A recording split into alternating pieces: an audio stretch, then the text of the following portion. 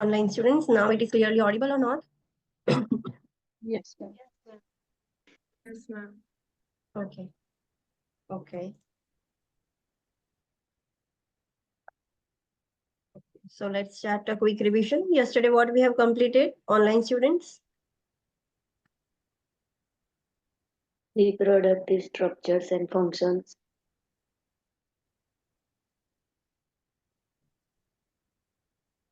Then menstrual cycle, pelvic measurement. Okay, menstrual cycle.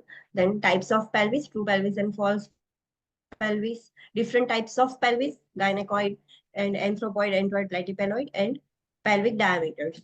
Okay, so let's do a quick revision. So first we have seen ovaries. What is the function of ovary?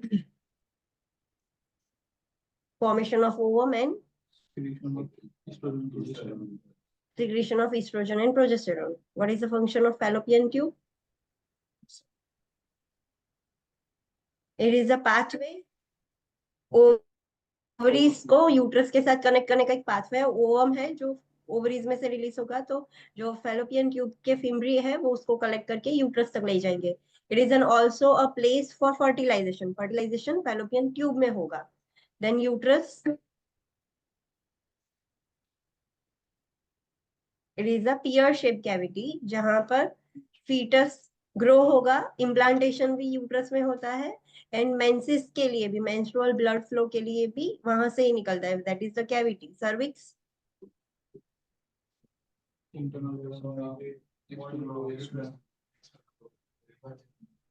online students,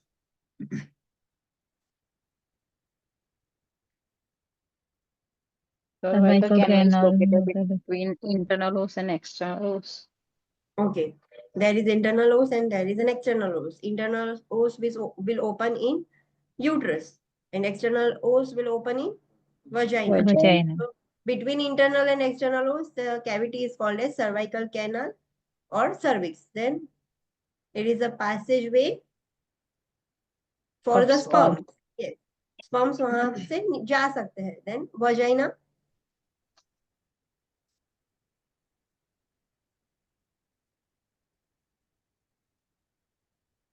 and it is a passageway for fetus, menstrual blood flow and for the intercourse of penis. एक passageway है. Penis,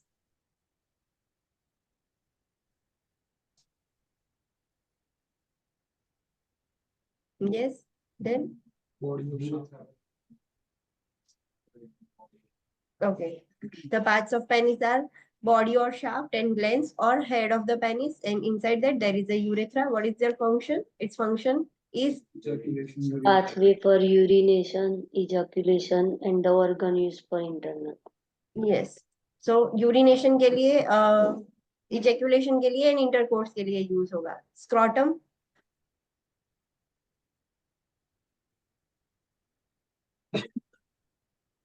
it is a pouch जिसके अंदर क्या होगा? Testis. Then उससे इसके बाद epididymis and vas deferens. Yes, scrotum का टेम्परेचर बॉडी टेम्परेचर से ज्यादा होगा. कूल होगा. Slightly cooler. कूल होगा, थोड़ा कम होगा. Yes. Prostate gland,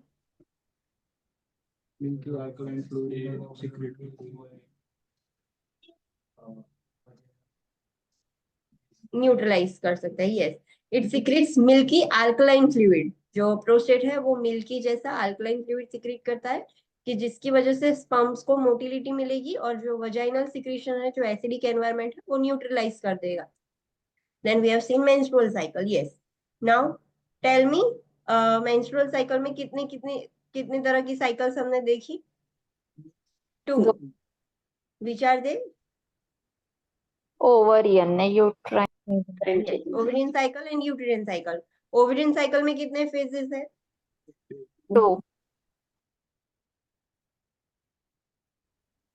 Online students? 2. Pre-ovulatory phase and Pre-ovulatory phase and luteal phase. Real phase. luteal phase. Okay. Now tell me, pre-ovulatory phase में क्या होगा?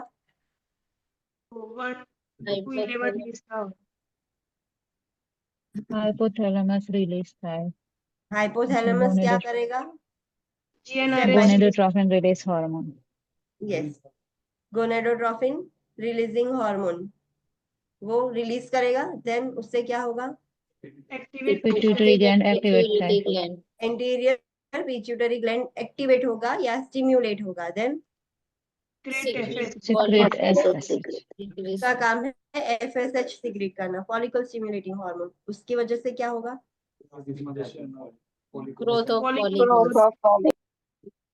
ग्रोथ ऑफ फॉलिकल्स, फॉलिकल्स का growth होगा, Graafian follicle. Then नहीं, growth होने के बाद वो मैच्योर होगा, Mature Mature follicle. follicle. हाँ मैच्योर फॉलिकल होगा। नाउ ईस्ट्रोजन कौन सिक्रीट करेगा? जो मैच्योर फॉलिकल है ये सिक्रीट करेगा। डायरेक्ट जो अभी ग्रो हो रहा है फॉलिकल वो नहीं करेगा। And there are so many follicles, बहुत सारे फॉलिकल्स ग्रोथ उसका स्टार्ट होता है, बट उसमें से सिर्फ एक ही मैच्योर होगा, और वो जो मैच्योर फॉलिकल है that will secrete estrogen. Then Stimulate pituitary. Stimulate pituitary gland. हाँ, वो भी इसे स्टिम्युलेट करेगा pituitary gland. Then Luteinizing hormone. LH. Yes, luteinizing hormone release होगा, एस्ट्रोजन बढ़ गया है उसकी वजह से। सो हमने देखा था कि ल्यूटिनाइजिंग हार्मोन बढ़ेगा तो उसकी वजह से क्या होगा? हाँ, यूट्राइन फेज में देखा था कि एफएसएच कम होगा। यस, अभी ल्यूटिनाइजिंग हार्मोन बढ़ गया है तो क्या हो जाएगा? Follicles rupture. Rupture of follicle. Follicle, और उसमें से क्या निकलेगा? Release Release of ovum. Ovum. So it is called as ovulation, ovulation हो जाएगा। अभी जो ओव्यूलेशन निकल गया है, ओवम फॉलिकल में से निकल गया है, so that Graafian follicle is converted into corpus. Okay, so this is all about pre ovulatory phase, की ओव्यूलेशन होने से पहले इतनी सब चीजें होती है, देन ओव्यूलेशन होता है। Next phase is Luteal phase. Luteal phase. तो वो ओव्यूलेशन से स्टार्ट होगा कि चलो ओव्यूलेशन हो गया है, देन Temperature. यस, ओव्यूलेशन के वक्त बॉडी टेम्परेचर पहले स्लाइटली डिक्रीज होगा, देन इंक्रीज होगा, 0.5 to 1 इंक्रीज होगा, देन Corpus luteum secrete कर yes, corpus luteum will secrete Estrogen and progesterone. progesterone. Then इसकी वजह से ग्रोथ होगा, किसका ग्रोथ होगा? एंडोमेट्रियम का। हाँ, बट वो उसने ग्रो अच्छे से कर लिया एंडोमेट्रियम का, 3 दिन हो गए, 72 आवर्स हो गए, बट फिर भी there is no any sperm fertilization नहीं हुआ। सो क्या हो जाएगा? degenerate हो जाएगा corpus Division. luteum. No fertilization occurs, so तुरंत ही कॉर्पस ल्यूटियम डीजनरेट हो जाएगा। डीजनरेट होने की वजह से क्या होगा? Estrogen progesterone drop कर जाता है. Estrogen and yes, progesterone. Decrease in estrogen and progesterone decrease हो जाएगा, तो उसकी वजह से क्या होगा? Endometrium Falling cell off की वजह से. Shed endometrium. ऑफ होना स्टार्ट हो जाएगा एंडोमेट्रियल, और that is called as menstruation. Menstruation. तो मेंस्ट्रुएशन स्टार्ट हो जाएगा। So this is all about ovarian cycle. Now next cycle is uterine cycle. उसमें कितने फेजेस होते हैं? विच Proliferative and secrete. yes, menstrual phase, proliferative phase and secretive phase. menstrual phase में क्या होगा? 4 to Estrogen 6 days तक progesterone 46. ब्लीडिंग होता है। यस, और उसमें क्यों ब्लीडिंग हुआ? बिकॉज क्या होगा दूसरा? Yes, decrease in Decrease estrogen. Estrogen and progesterone वो लो है, दैट्स व्हाई ब्लीडिंग हो रहा है, क्योंकि शेड ऑफ हो गई है। नाउ एक बार मेंस्ट्रुएशन खत्म हो गया, 6 डेज तक ब्लीडिंग हो गया, नेक्स्ट फेज कौन सा स्टार्ट होगा? अब प्रोलिफरेटिव फेज का मतलब क्या है? यस, फिर से बनना स्टार्ट हो जाएगा। यस, तो कैसे स्टार्ट होगा? Estrogen progesterone increase से देखते हैं. Okay, estrogen and progesterone increase नहीं होंगे डायरेक्टली, एस्ट्रोजन ऑलरेडी इंक्रीज था, उसकी वजह से क्या हो रहा था? हमने ऑलरेडी ओवरिन साइकिल में देखा था। Look at your cycle again. Endometrium growth है. हाँ, बट वो कैसे होगा? ईस्ट्रोजन, लुक, जो कॉर्पस ल्यूटियम था वो डायरेक्टली अभी तो है ही नहीं, फिर से साइकिल स्टार्ट हुई है, वो कॉर्पस ल्यूटियम डीजनरेट हो गया है। डीजनरेटेड कॉर्पस ल्यूटियम को क्या बोलेंगे हम? Degenerated corpus. Corpus Corpus and हाँ, अभी वो हो गया है, ओव्यूलेशन हुआ नहीं, मेंस्ट्रुएशन सब शेड ऑफ हो गया। जो ईस्ट्रोजन है, ईस्ट्रोजन की वजह से एंडोमेट्रियम बनना स्टार्ट होता है, बट वो कैसे होगा? पहले the thing is, and then sorry, release. हाँ, ईस्ट्रोजन, ईस्ट्रोजन की वजह से स्टार्टिंग में क्या था? एफएसएच कम था एंड एलएच ज्यादा था। So negative feedback mechanism start होगा, फिर से हाइपोथैलेमस को सिग्नल्स मिलेंगे कि there is a need of FSH, फिर से वो एफएसएच रिलीज पिट्यूटरी ग्लैंड से करवाएगा, एफएसएच रिलीज होगा तो ओवरीज में फॉलिकल्स ग्रो होंगे एंड दैट इज हाउ जो हॉर्मोन्स है वो इंक्रीज होते हैं एंड एंडोमेट्रियम ग्रोथ होता है। सो ये जो हमने फेज देखा कि एलएच जो था, सिक्रीशन ऑफ एलएच होगा कंप्लीटली पूरी साइकिल, ओवेरिन का मिक्स करो। ओवेरिन में क्या होता था? एफएसएच सिक्रेट होता था, एफएसएच की वजह से ग्राफियन फॉलिकल्स ग्रो होते थे, एक मैच्योर होता था, मैच्योर होने की वजह से वो ईस्ट्रोजन सिक्रेट करता था, ईस्ट्रोजन सिक्रेट करने की वजह से there is a secretion of LH. हाँ, सो वहां से स्टार्ट होगा। जैसे ही एलएच सिक्रेट होता है, अगेन ओव्यूलेशन होता था, हमने वो देखा था। ओव्यूलेशन की वजह से कॉर्पस ल्यूटियम बनता था, वो क्या सिक्रेट करता था? Estrogen and progesterone. उसकी वजह से क्या होता था? ग्रोथ होता था। Trust. हाँ, सो दोनों याद रखनी है, बट इसमें सिर्फ इतना ही देखा, डायरेक्ट देख लिया, आगे का हमने कुछ भी नहीं देखा।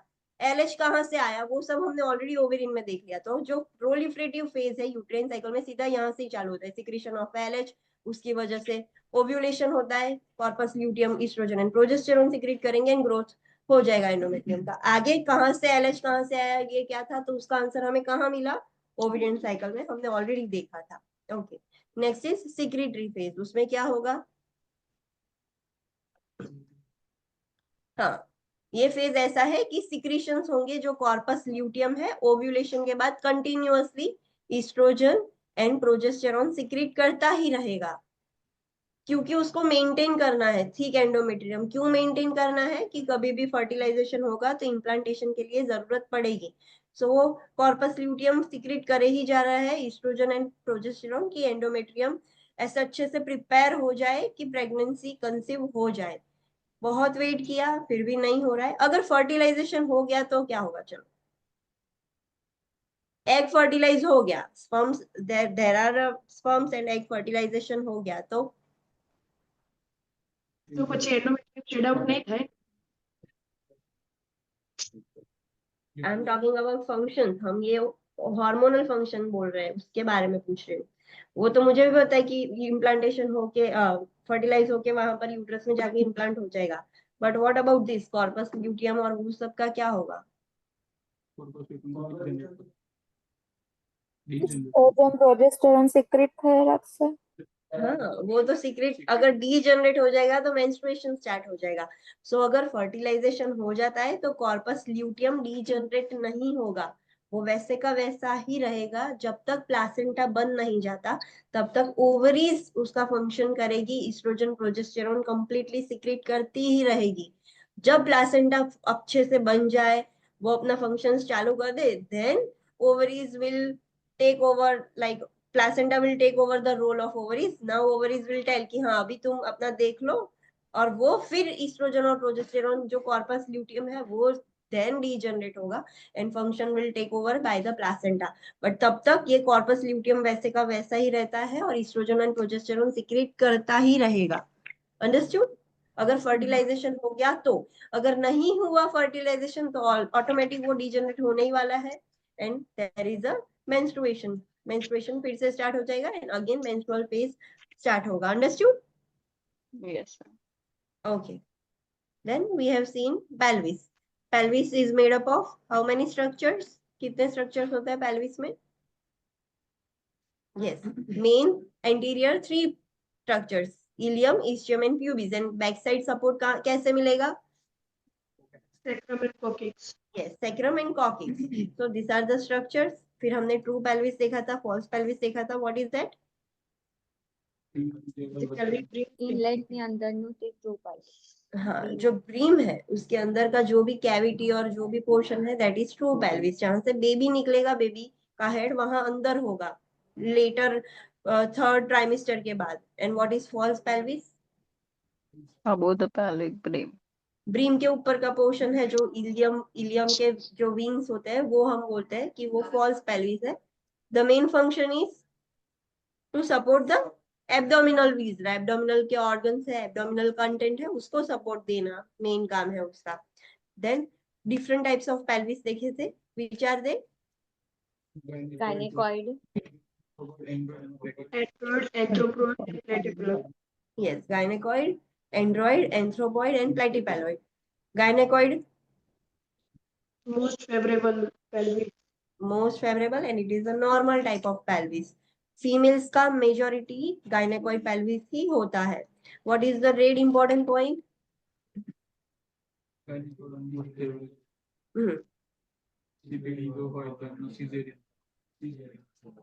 Okay, online students, what is red important point?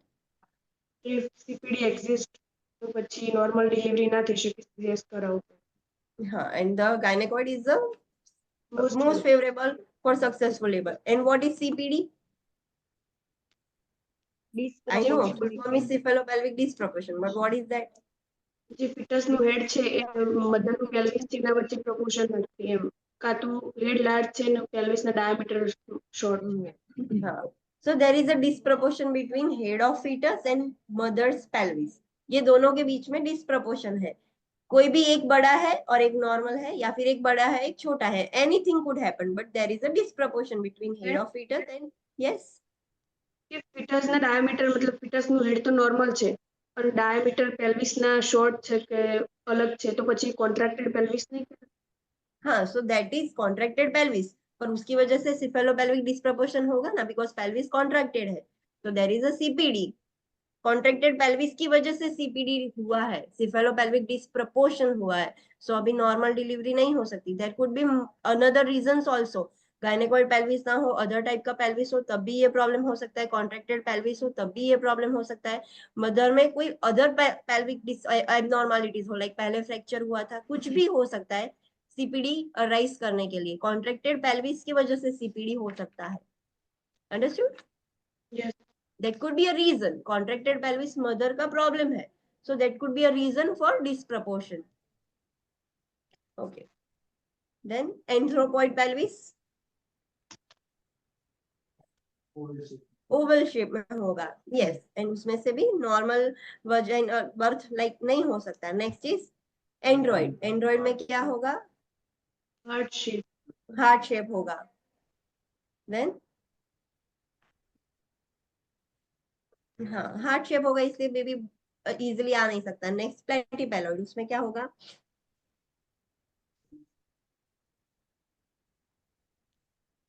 Okay, वो भी ओवल है बट उसमें ट्रांसवर्स डायमीटर बहुत ज्यादा है compare to anterior posterior. That is also not favourable for normal birth and delivery. So ना सिर्फ याद रखना है. देन हमने डायमीटर्स देखे थे. क्या याद रखना था डायमीटर्स में?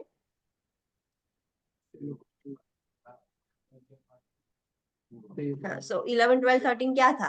पहले क्या आएगा यहाँ पर ऊपर? चलो, यहाँ क्या होगा? Anterior posterior. यहाँ पर Transverse. Transverse and oblique. Oblique oblique. Okay, यहाँ पर क्या होगा? Inlet Inlet, In- cavity and outlet. cavity and outlet. Okay, now you can remember. अगर फिर ये अगर मिस्टेक हो गई, यहाँ पर एंटीरियर पोस्टीरियर ट्रांसवर्स और वो मिस्टेक हो गई, so your diameters will be wrong. So ये याद रखना है. फिर यहाँ पर डायरेक्टली आप लिख सकते हो 11 12 13 11 12 13 12 12 13 12 11. Okay, so this is the diameters.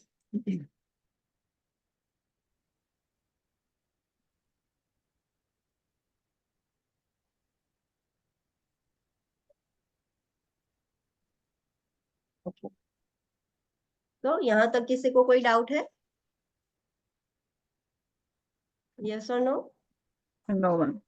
Okay, so let's start our today's topic, that is fertilization and implantation. What do you mean by fertilization? Okay, online students, what do you mean by fertilization? Fusion Sperm and ovum of fertilize and becomes zygote. Okay, जो fusion होता है sperm and ovum का, that is called as fertilization. And what is implantation?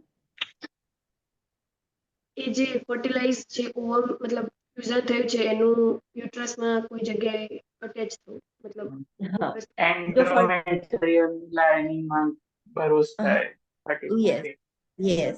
जो fusion हुआ था sperm and ovum का, उसकी वजह से जाइगोट बना. अब ये जो फर्टिलाइज जाइगोट है वो एंडोमेट्रियम वॉल में जाके चिपक जाएगा, अटैच हो जाएगा. So that is implantation. So ये टर्मिनोलॉजीज पता होने चाहिए कि what is fertilization, what is implantation. So fertilization occurs in the ampulla of the fallopian tube. Where is ampulla? Uterus से? નહીં part of the fallopian tube. हाँ, it is a part of the fallopian tube. Okay, okay, just a minute. यहाँ पर मुझे बताओ, where is the ampulla? Ampulla कहाँ पर है? ये यहाँ पर, यहाँ पर. Another answer. જે ફિમ્બ્રિયા છે ને એનાથી यहाँ पर फिम्ब्रिया. ઉપરની થોડું यहाँ. બસ હા. Okay, any other students? A or B? Where is ampulla? This is ampulla. Fimbria के, हाँ, फिम्ब्रिया के बाद fallopian tube से अटैच होए. हाँ, so that is ampulla. Fimbria जो होता है उसके बाद का जो पोर्शन होता है, जो ब्रॉड पोर्शन है फैलोपियन ट्यूब का, उसको एम्प्यूला बोलते हैं. और फर्टिलाइजेशन यहाँ पर होता है, नॉट हियर. फर्टिलाइजेशन यहाँ होगा, यहाँ से ट्रैवल करके फिर वो जाइगोट इम्प्लांट होता है. And implantation always upper portion में ही होगा. लोअर पोर्शन में इम्प्लांटेशन हो जाएगा तो उसके अनदर कॉम्प्लिकेशंस होंगे, that we will study. But implantation always fundus upper part of the uterus में ही होता है, and the broad part of the fallopian tube is called as ampulla. Okay, so fertilization occurs in the ampulla of the fallopian tube, or it is also called as uterine tube. When the sperm and ovum unite, वो जब दोनों एक होते हैं तो that is called as fertilization. Fertilization usually takes place within the outer third of the fallopian tube. हमने देखा outer third, बाहर की साइड होता है. And ovum can be fertilized up to 72 hours after of its release. Yes, ovum जब release होगा 72 hours तक ही वो ovum वेट कर सकता है. अगर तब तक फर्टिलाइजेशन हो गया 3 days में तो that is good. अगर नहीं हुआ then menstruation, जो एस्ट्रोजन प्रोजेस्टेरोन है वो डिक्रीज होना स्टार्ट हो जाएंगे एंड मेंस्ट्रुएशन स्टार्ट हो सकता है. When fertilized, the membrane of the ovum undergoes changes that prevents entry of another sperm. Yes, आपने देखा होगा, like ये ओवम है, अगर स्पर्म आएगा सो जैसे ही स्पर्म अंदर एक एंटर कर जाएगा तो इसकी जो आउटर लेयर है वो हार्ड हो जाएगी. सो उसकी वजह से दूसरा स्पर्म है वो अंदर एंटर नहीं कर पाए. अगर 2 स्पर्म एंटर कर जाएंगे, 2 या 3, so there will be an abnormality. So एक बार एक स्पर्म एंटर हो गया सो उसकी वजह से वो ओवम के अंदर चेंजेस होते हैं और दूसरा स्पर्म अंदर एंटर ना कर पाए. Each reproductive cells carries 23 chromosome. मतलब ओवम में भी 23, स्पर्म में भी 23, तो combinedly 23 pair of chromosome zygote में होगी. और ओवम में कितने होते हैं? सिर्फ 23, नॉट पेयर. एंड स्पर्म में भी 23, कंबाइनली 23 पेयर्स बनेगी, दैट इज द 46. तो जाइगोट में 23 पेयर होगी, बट सिंगुलर 23 एंड 23 होती है. स्पर्म्स कैरी एक्स और वाई क्रोमोसोम. ये स्पर्म्स में और या फिर मेल्स में एक्स एंड वाई क्रोमोसोम्स होते हैं, एंड फीमेल्स में एक्स क्रोमोसोम ही होता है. सो एक्स एंड एक्स, अगर एक्स एक्स कंबाइन होंगे so there will be female. And X इस मेल के स्पर्म्स में से वाई क्रोमोसोम और फीमेल के में से एक्स निकलेगा तो there will be male. So sperms में एक्स और वाई क्रोमोसोम्स होते हैं, बट फीमेल्स में सिर्फ एक्स ही क्रोमोसोम होता है. Then next is implantation. Implantation means the fertilized eggs become zygote. अभी जो fertilized egg हुआ है, ओवम और स्पर्म मिलके अभी जाइगोट बन गए हैं. The zygote is propelled toward the uterus and implants 6 to 10 days after ovulation. Ovulation होने के बाद, नॉट फर्टिलाइजेशन, जब ओव्यूलेशन हुआ, ओवम रिलीज हुआ था, उसके 6 और 10 दिन के बीच में वो जाइगोट बना हुआ जो जाइगोट है वो ट्रैवल करके यूट्रस में जाएगा और वहां पर इम्प्लांट हो जाएगा. The blastocyst secretes the chorionic gonadotrophin to ensure that the corpus luteum remains viable and secretes estrogen and progesterone for first 2 to 3 months of gestation. आपको पता होगा कि ये जाइगोट है, उसमें से 2 सेल्स बनेंगे, फिर 4 cells, then 8 cells, then 16 cells ऐसे बनेंगे, and there will be a blastocyst. ये जो मोर्यूला था और ये सब जो डिवीजन, सेल डिवीजन होके लास्ट में ब्लास्टोसिस्ट बनता है.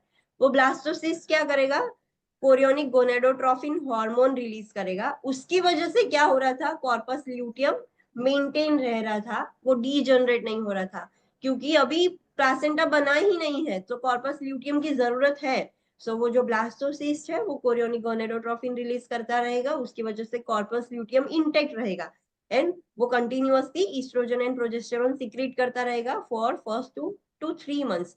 नॉर्मली 3 महीने में प्लासेंटा फुल्ली फंक्शनल डेवलप हो जाएगा. सो 3 महीने तक, फर्स्ट 3 months तक कौन फंक्शन करता है, सिर्फ कॉर्पस ल्यूटियम फंक्शन करेगा. Understood?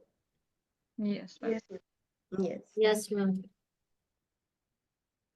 Okay, so let's study about the fetal development. This is important. इसमें से कुछ पॉइंट्स है, सब याद नहीं रखना है. There are so much of points, but कुछ पॉइंट्स ऐसे हैं कि जो बहुत इंपॉर्टेंट है, जिसमें से एग्जाम में वो ज्यादा पूछे जाते हैं, तो ये आपको याद रखना पड़ेगा. फीटल डेवलपमेंट कैसी होती है? So there are mainly 3 phases: pre-embryonic phase, embryonic phase, and embryonic period and fetal period. Pre embryonic period किसको बोलेंगे हम? जो फर्स्ट 2 वीक्स है, मतलब 15 दिन का जो टाइम पीरियड है, 15 डेज का जो टाइम पीरियड है, जैसे ही कंसेप्शन हुआ, कंसेप्शन मतलब इंटरकोर्स होने के बाद जब वो फर्टिलाइजेशन होगा, सो जो 15 दिन तक जो सेल होता है उसको हम प्री एम्ब्रियोनिक पीरियड बोलते हैं. अभी एम्ब्रियो नहीं बना है. Then beginning day 15 through approximately 8 weeks after conception. ये 15 दिन से लेके 8 वीक्स मतलब 2 months. यस, 2 months का जो पीरियड होता है उसको एम्ब्रियोनिक पीरियड बोलते हैं. अभी वो एम्ब्रियो है. देन 2 months के बाद 9 months तक जो भी पीरियड रहता है उसको हम फीटल पीरियड बोलते हैं, बिकॉज अभी वो पूरा फीटस बन गया है. So there are 3 periods: pre embryonic, embryonic and foetal. Understood? Yes. Okay, so next first week है. वीक 1 में जब प्रेगनेंसी, हमें पता है कितने वीक्स की प्रेगनेंसी होगी? 36 वीक्स की. नॉर्मल 9 months की प्रेगनेंसी होती है, सो 36 वीक्स होती है. कई बार लेट भी बर्थ होता है, सो उससे ज्यादा भी हो सकती है. सो वीक 1 से हम स्टार्ट करते हैं. वीक 1 में वो क्या कहलाएगा? फर्स्ट वीक में फीटस, एम्ब्रियो की प्री एम्ब्रियोनिक पीरियड, कहलाएगा. यस, अभी तक एम्ब्रियो नहीं बना है. एम्ब्रियो बनने के लिए 2 वीक का टाइम लगता है. सो फर्स्ट वीक में ब्लास्टोसिस्ट इज फ्री फ्लोटिंग. जो ब्लास्टोसिस्ट होता है वो फ्रीली फ्लोट करता है. देन वीक 2 to 3 में क्या होगा? Embryo is 1.5 to 2 mm in length. अभी 2 वीक के बाद अभी वो एम्ब्रियो कहलाता है. सो एम्ब्रियो, उसकी साइज कितनी होगी, उसकी लेंथ कितनी होगी? 1.5 to 2 mm जितनी उसकी लेंथ होती है. लंग बर्ड्स अपीयर, उसमें लंग बर्ड्स बनना शुरू हो गए हैं. ब्लड सर्कुलेशन उसमें स्टार्ट होना शुरू हो गया है वो एम्ब्रियो में. Heart is tubular and begins to beat. अभी हार्ट कैसा है? हमारा हार्ट नॉर्मली ऐसा होता है, ऐसे शेप का होता है, 4 चैम्बर्स वाला. बट ये जो एम्ब्रियो है उसमें सिर्फ ऐसी ट्यूब होगी, सिर्फ ट्यूब ही होगी. So there is a tubular heart. वो धीरे धीरे बीट करना स्टार्ट हो गया है 2 to 3 वीक्स में. Neural plate becomes brain and spinal cord. ये जो न्यूरल प्लेट है पूरी ट्यूब होती है, उसमें से ब्रेन और स्पाइनल कॉर्ड बनना स्टार्ट हो जाएगा. बट यहाँ पर हार्ट बीट करना स्टार्ट हुआ है, सो आपको हार्ट बीट सुनाई देगी डॉपलर से या किसी भी चीज से सुनाई देगी. यस और नो? डॉपलर यूएसजी से डॉक्टर को फीटल हार्ट रेट पता चलेगी कि हाँ हार्ट बीट कर रहा है या नहीं? Online students? No. नो, अभी पता नहीं चलेगा। नो, अभी 2 to 3 वीक्स में जो होता है वो ट्यूब्यूलर है और बीट करना स्टार्ट हुआ है। कोई भी यूएसजी से कभी भी अभी पता नहीं चलेगा कि उसका हार्ट बीट कर रहा है कि नहीं, बट सिर्फ बीट करना स्टार्ट हुआ है। Next is week 5। वीक 5 में क्या होता है? So the embryo is 0.4 to 0.5 centimetre in length. तो अभी जो एम्ब्रियो है उसकी लेंथ कितनी है? 0.4 से 5 सेंटीमीटर का है, 0.5 सेंटीमीटर का।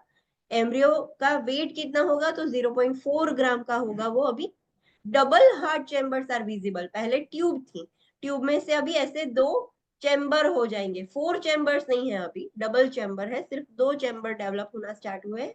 Heart is still beating and limb buds are formed. अभी पहले लंग्स बनना स्टार्ट हुए थे, अभी उसमें से हाथ पैर के छोटे छोटे बर्ड्स निकलना स्टार्ट हो जाएंगे। जो चारों लिम्स है उसके बर्ड्स फॉर्म होंगे।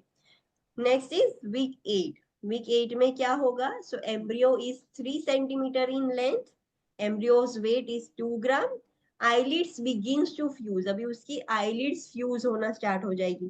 पहले कुछ भी था ही नहीं, लाइक फेस पूरा कवर था ना, ऐसे दिखेगा कि हाँ यहाँ पर एक पार्टीशन है। तो आईलिड्स फ्यूज होना स्टार्ट हो जाएगी।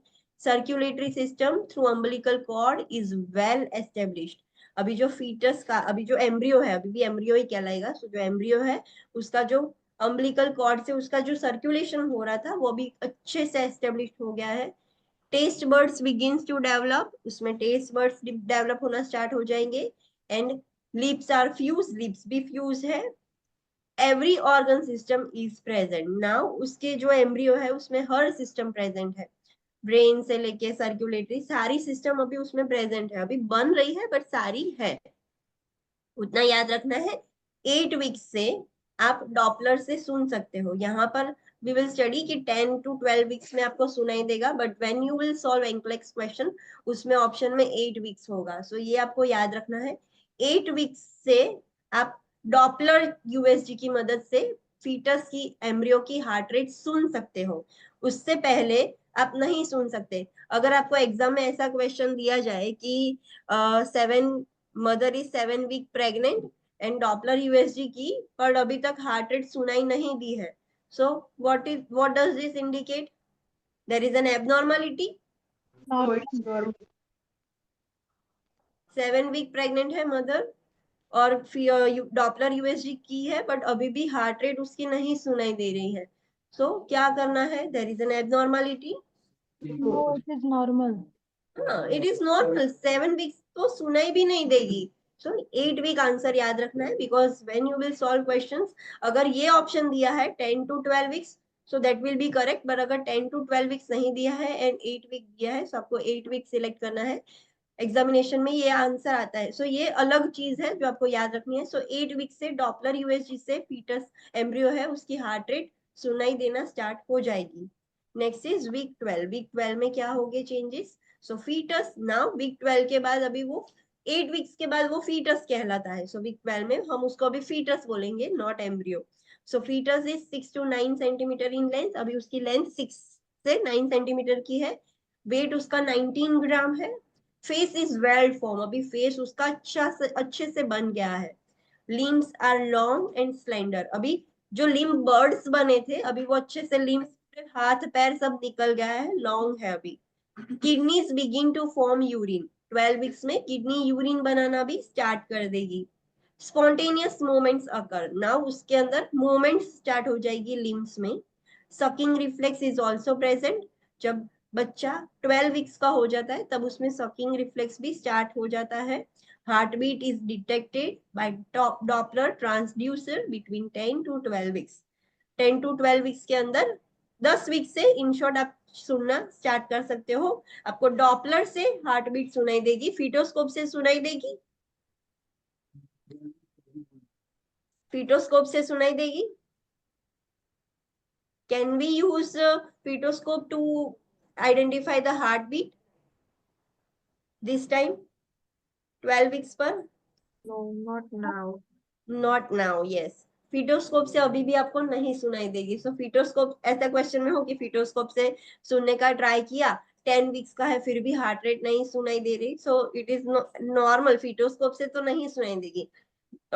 उसमें ऑप्शन में ये सिलेक्ट करना है कि advise the mother to go for the Doppler USG. Doppler USG में से आपको सुनाई देगी, not from the fetoscope. Next is week 16। Week 16 में जो फीटस है उसकी हाइट कितनी होगी? So 11.5 to 13.5 centimetre in length. Fetus का वेट होगा 100 gram. Active movements are present now, completely actively वो मोमेंट्स करता रहेगा।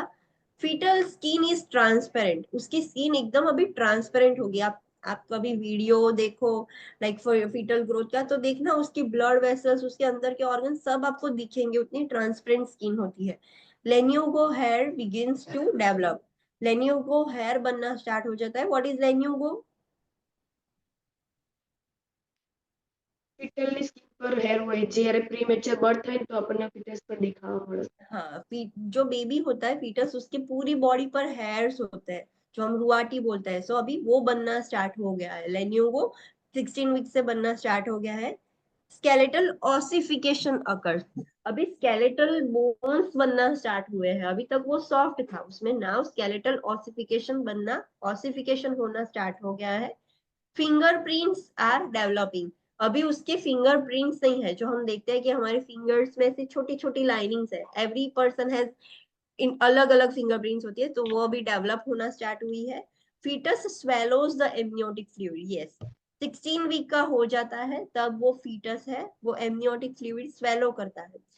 फीटस नॉर्मली जो एमनियोटिक फ्लूइड है, जो फीटस के आजू बाजू का फ्लूइड है, वो कैसे रेगुलेट करता है? फीटस वो एमनियोटिक फ्लूइड पिएगा, फिर यूरिन करेगा, वो यूरिन करेगा वो एमनियोटिक फ्लूइड में जाएगा, अगर एमनियोटिक फ्लूइड बढ़ जाएगा तो फीटस फिर से पी लेगा, फिर से कम हो जाएगा तो यूरिन करेगा। So this cycle goes on, उसकी वजह से अंदर एमनियोटिक फ्लूइड मेंटेन रहता है। वो फीटस एमनियोटिक फ्लूइड पीता है, फिर यूरिन पास करता है, फिर पीता है। सो वो रेगुलेट रहता है, कम या ज्यादा ना हो जाए। तो now fetus can swallow the amniotic fluid. Sex of fetus is visually recognizable on ultrasound. Yes, ये याद रखना है कि जब जो फीटस है, जो बच्चा है 16 वीक्स का हो जाएगा तभी यूएसजी में उसका सेक्स पता चल पाएगा।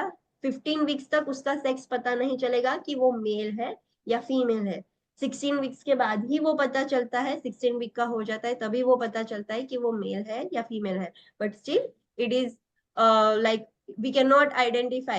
Gender determination is criminal act, gender determination नहीं कर सकते, बट पता कब चलेगा ये आपको याद रखना है कि 16 वीक्स का हो जाएगा तब आपको पता चलेगा कि whether the fetus is male और female.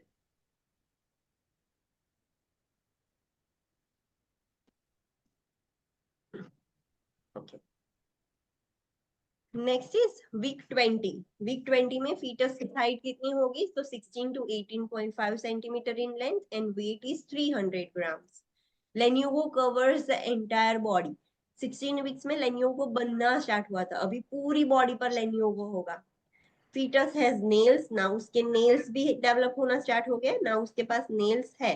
Muscles are developed, muscles भी डेवलप हो गए हैं। Enamel and dentin are depositing. Where is enamel? Teeth. Teeth, enamel और डेंटिन टीथ का पोर्शन है, तो वो भी डिपोजिट होना स्टार्ट हो जाएंगे। Myelination of nerves begins, myelination means myelin sheath क्या है? What is that myelin sheath? Protect the nerve. हाँ, जो न्यूरॉन्स का ऐसे स्ट्रक्चर देखा होगा तो उसके ऊपर ऐसे कवरिंग्स होता है, this is the myelin sheath. ये जो है the covering, that is the myelin sheath.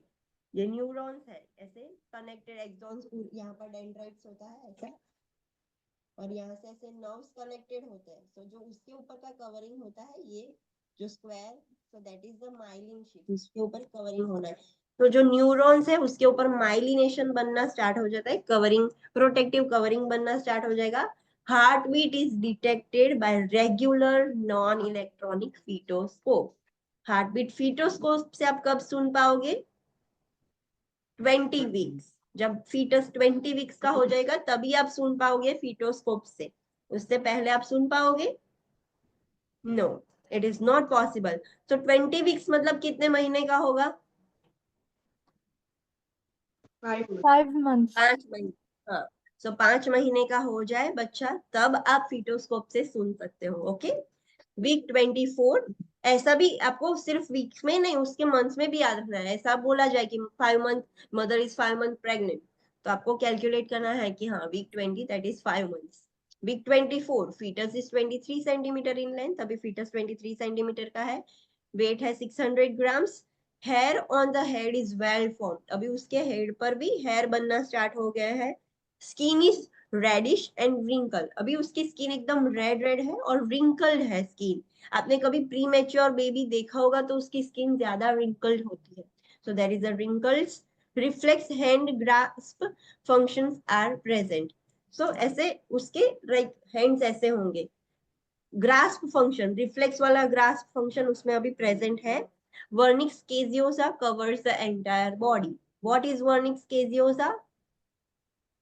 Ji white white skin ने ऊपर हम मिल्की हाँ, टाइप हो। हाँ, जो Substance बेबी बॉर्न होता है तो उसके ऊपर व्हाइट व्हाइट पूरा लेयर, वैक्स जैसा लेयर होता है, दैट इज वर्निक्स केजियोसा। वो अभी पूरी बॉडी पर होगा।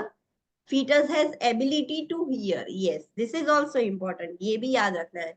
24 वीक्स की प्रेगनेंसी में अभी फीटस सुन सकता है, बाहर जो भी बातें हो रही है, आप फीटस से जो बात करोगे वो बात सुन पाएगा fetus. So it is important. Surfactant levels begins to increase, surfactant fetus के लंग्स मैच्योरेशन के लिए होता है, सो धीरे धीरे वो भी इंक्रीज होना स्टार्ट हो जाएगा। अभी तक उसके लंग्स मैच्योर नहीं हुए हैं, there is a surfactant, lungs है उसमें, डेवलप तो हो गए थे बट अभी वो मैच्योर नहीं है। अगर बर्थ हो जाएगा 24 वीक्स पर तो फीटस जिंदा रह पाएगा? नहीं रह नो। पाएगा, बिकॉज उसके लंग्स अभी मैच्योर नहीं है। नेक्स्ट इज वीक 28, फीटस की हाइट होगी 27 सेंटीमीटर, वेट होगा 1.1 kg या 1.3 kg, सो 1100 ग्राम और 1300 ग्राम। लिम्स आर वेल फ्लेक्स, सारे लिम्स अभी फ्लेक्स पोजीशन में होंगे, नी से बैंड, आर्म्स भी बैंड, आज से फीटस की पोजीशन आपको पता है, सो पूरे लिम्स, सारे लिम्स अच्छे से फ्लेक्स होंगे। ब्रेन इज डेवलपिंग रैपिडली, अभी उसके ब्रेन का डेवलपमेंट बहुत अच्छे से हो रहा है। आईलिड्स ओपन एंड क्लोज, जो आईलिड्स है वो ओपन हो सकती है या क्लोज, इट डिपेंड्स, दोनों में से कुछ भी हो सकता है। Lungs are developed sufficiently to provide gas exchange, lecithin forming. 28 weeks पर अभी लंग्स अच्छे से बन गए हैं, अगर फीटस की बर्थ हो जाती है सो वो सरवाइव कर पाएगा। नो डाउट आपको उसको रखना पड़ेगा वार्मर में, बिकॉज अभी वो प्री मैच्योर है, बट ऐसा नहीं है कि उसकी डेथ ही हो जाएगी, बिकॉज लंग अभी थोड़े मैच्योर है कि गैस एक्सचेंज तो कर ही पाएंगे। If born neonate can breathe at this time, अगर वो पैदा हो जाता है तो वो सांस तो ले पाएगा, नो डाउट उसको उसको रखना पड़ेगा बट वो सांस तो ले सकेगा, so it can breathe normally while after birth. So this is about 28 weeks. Next is 32 weeks. 32 weeks में fetus, now it is fetus. fetus में उसकी height कितनी होगी? So it is 31 centimeter in,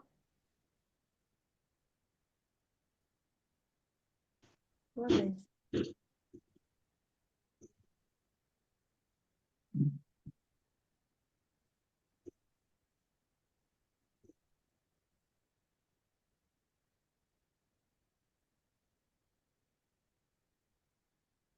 Okay. Fetus is 31 centimeter and weight is 1.8 kg to 2.1 kg. So 1800 से 2100 का उसका weight होगा। Bones are fully developed, और उसके बोन्स भी अच्छे से डेवलप हो गए हैं। सबक्यूटेनियस फैट हैज कलेक्टेड, अभी उसके स्किन में फैट भी कलेक्ट होना स्टार्ट हो गया है, एंड ये बहुत इंपॉर्टेंट है, ये याद रखना है।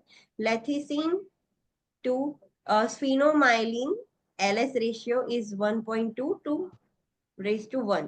So LS ratio है वो 1.2 raised to 1 है. And what is this? LS ratio से पता चलेगा कि वो फीटस है, उसके लंग्स कितने मैच्योर हुए हैं। नॉर्मल रेशियो होता है, जो एकदम हेल्दी लंग्स होंगे उसका रेशियो 2:1 होता है, LS रेशियो। जो LS रेशियो है दैट इज नॉर्मल 2:1, बट अगर ये 1.2 है तो उसका मतलब है कि हाँ अच्छे से कंपेयर टू 28 वीक्स, अभी 32 वीक्स में वो डेवलप है। 1.2:1 होगा, so there will be fine, वो भी अच्छा है बट बेस्ट नहीं है. It is fine but not best. अगर जितना कम होगा LS ratio, what does it indicate? Lungs mature નથી. lungs are not mature. So during pregnancy doctor है ना, ये LS रेशियो चेक करते हैं ब्लड में से. तो उससे पता चलेगा कि वो फीटस के लंग्स कितने मैच्योर है. So this is, you have to remember कि normal LS ratio is 2:1, but अगर 1.2:1 है, so that is also fine. We consider that as a healthy lungs. जिसका भी LS रेशियो कम होगा और वो बेबी जब बॉर्न हो जाता है तो उसको लंग्स के प्रॉब्लम ज्यादा होंगे. आपने देखा होगा कोई प्री मैच्योर बर्थ वाला होगा ना, तो उसको फ्रीक्वेंटली कोल्ड, कॉफ, न्यूमोनिया की प्रॉब्लम्स रहेगी, बिकॉज उसके लंग्स उतने ज्यादा मैच्योर नहीं थे. जितना 2:1 में होते हैं उतने नहीं थे. Next is week 36, that is full 9 month pregnancy. तो fetus is 35 centimeter in length and weight is 2.2 kg to 2.9 kg. Ideally at birth 2.5 kg weight होना चाहिए. तो इस टाइम पर 2.2 से 2.9 kg उसका वेट होगा. Skin is pink and body is rounded. अभी उसकी स्किन पिंक है, पहले उसकी स्किन रेडिश थी at the week 24, but now उसकी स्किन पिंक है, बॉडी कंप्लीटली राउंड है. स्किन इज लेस रिंकल्स, अभी उसके धीरे धीरे रिंकल्स कम हो गए हैं. लेन्यूगो इज डिसअपियरिंग, धीरे धीरे लेन्यूगो डिसअपियर होना स्टार्ट हो जाएगा. LS ratio is greater than 2.2:1. Ideal is 2:1. अभी उससे भी अच्छा है LS रेशियो. उसका मतलब कि उसके lungs they are so mature. अभी वो बॉर्न हो जाएगा, this considers the lungs are consider as a mature, because अभी वो बॉर्न होगा तो उसको कोई भी प्रॉब्लम नहीं होगी ब्रीथिंग में या फिर रेस्पिरेटरी डिजीज में कोई प्रॉब्लम नहीं होगी, बिकॉज उसका LS रेशियो बहुत अच्छा था. सो ये LS रेशियो का कॉन्सेप्ट आपको याद रखना है. Week 40 that is after 9 months. Sometimes week 40 तक भी हो जाता है. पोस्ट टर्म डिलीवरी भी होती है कुछ फीमेल्स में. सो वीक 40 में क्या होगा? So fetus is 40 centimetre in length. Fetus is more than 3.2 kg. अब उसका वेट भी बढ़ेगा. Skin is pinkish and completely smooth. पहले में तो रिंकल्स कम हुए थे, अब तो कंप्लीटली स्मूथ हो जाएगी skin. Lanugo may be present on upper arms and shoulders. Lanugo धीरे धीरे डिसअपियर हो रहा था, हमने देखा था कि 36 वीक में. अभी तो उससे भी और बियॉन्ड हो गई है प्रेगनेंसी. सो लेन्यूगो हो भी सकता है, नहीं भी हो सकता. अगर होगा तो कहाँ होगा? अपर आर्म्स और शोल्डर्स की पीछे पीछे एरिया में ही होगा. वर्निक्स कैजियोसा डिक्रीज हो जाएगा. जैसे जैसे पोस्ट टर्म प्रेगनेंसी होगी, वर्निक्स कैजियोसा डिक्रीज होना स्टार्ट हो जाता है. Finger nails extend beyond the finger tips. उसके नेल्स इतने ग्रोथ हो गए होंगे कि फिंगर टिप के भी बाहर आ जाएंगे. जैसे हमारे ग्रो होते तो कैसे बाहर आ जाते, वो फीटस के भी नेल्स बड़े बड़े हो जाएंगे. Sole that is plantar creases run down to heel at 40 weeks. creases covers only 2/3 of the foot. The entire sole is covered with creases after 41 weeks. Yes, आपने देखा होगा फूट्स में भी क्रीसेस होती है, हाथ में भी क्रीसेस होती है. ये क्रीसेस कैसे फॉर्म होती है? जब फीटस मदर की वूम में होता है, सो जैसे उसकी हैंड की पोजीशन होगी, जैसे आप अपनी हैंड फोल्ड करके देखो, जहां पर क्रीसिस है वैसा ही आपका फोल्ड होगा. सो 40 वीक्स पर जो प्लांटर क्रीसिस है, पैर में जो लाइंस है, वो पूरी हील कवर नहीं करेगी, 1/3 फुट ही कवर करेगी. जब वो 41 वीक का हो जाएगा आफ्टर बर्थ, तब उसकी धीरे धीरे क्रीसिस पूरा लेग को कवर कर देगी. सो क्रीसिस ज्यादा हो जाएगी. Testis are in scrotum. अगर मेल होगा फीटस तो उसकी टेस्टिस भी डिसेंड होके स्क्रॉटम में आ जाएगी at 40 weeks. Labia majora are well developed. अगर फीमेल है तो उसके लेबिया मेजोरा है, वो भी कंप्लीटली अच्छे से डेवलप हो जाएंगे. अंडरस्टूड? यस.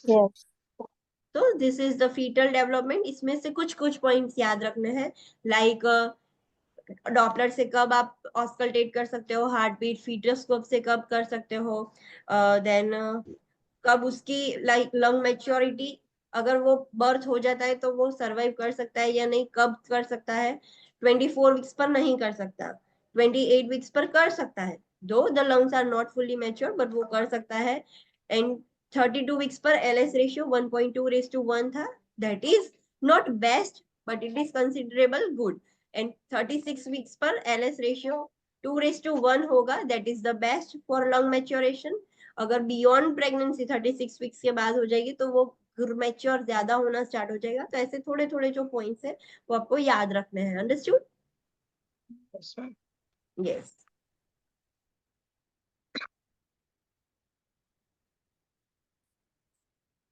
तो you have to select 8।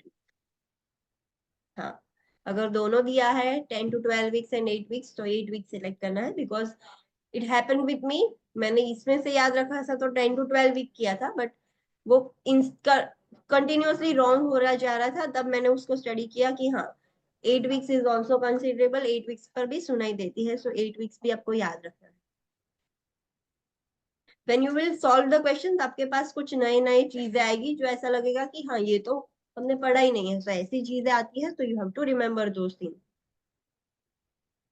Then next is fetal environment. Let's take a short break. उसके बाद हम fetal environment, fetal की आसपास क्या होता है मदर की womb में, वो हम स्टडी करेंगे।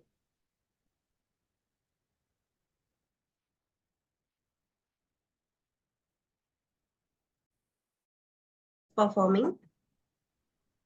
A nurse is performing an initial assessment on a pregnant adolescent, and the adolescent reports consuming small amount of alcohol on daily basis. The nurse would take the following actions. ऐसे questions आ सकता है कि you are assessing a pregnant adolescent. वो adolescent है but pregnant है, and वो adolescent आपको बोल रही है कि वो daily basis पर थोड़ा थोड़ा alcohol consume करती है. So being a nurse, what actions you should take? So this is the actions. Consider that an adolescent pregnancy is high risk because of immaturity of reproductive system and high risk behaviors that some adolescents engage in. अगर वो adolescent pregnancy है तो उसको पहले से ही high risk में ही consider कर लेना है। क्यों? Because एक तो उसकी एज कम है, सो अभी उसके reproductive system उतने mature नहीं होंगे। सो आपको ये चीज याद रखनी है कि whenever आप क्वेश्चन में देखते हो कि एक एडोलेसेंट या टीन प्रेग्नेंट है तो उसको हाई रिस्क में ही कंसिडर कर लेना है। डायरेक्टली उसको कंसिडर कर लोगे कि वो हाई रिस्क प्रेगनेंसी में है। दो रीजन है, एक तो उसके रिप्रोडक्टिव सिस्टम अच्छे से मैच्योर नहीं है, दूसरी एडोलेसेंट्स हमने पढ़ा था कि वो रिस्क टेकिंग बिहेवियर्स में ज्यादा इन्वॉल्व होते हैं। दे डोंट नो कि cigarette smoking, alcohol consumption will lead to bad impact on the fetus. So वो उसमें एंगेज रहते हैं, तो उसकी वजह से आपको हाई रिस्क में ही कंसिडर करना है। Second, provide information to adolescent regarding the risk associated with drug and alcohol consumption during pregnancy. आपको वो एडोलेसेंट को सिखाना होगा, हेल्थ एजुकेशन देना होगा, इंफॉर्मेशन देनी होगी कि अगर आप ड्रग्स या अल्कोहल कंज्यूम करोगे तो उसकी वजह से आपकी प्रेगनेंसी पर क्या असर होंगे, वो आपको सिखाना होगा।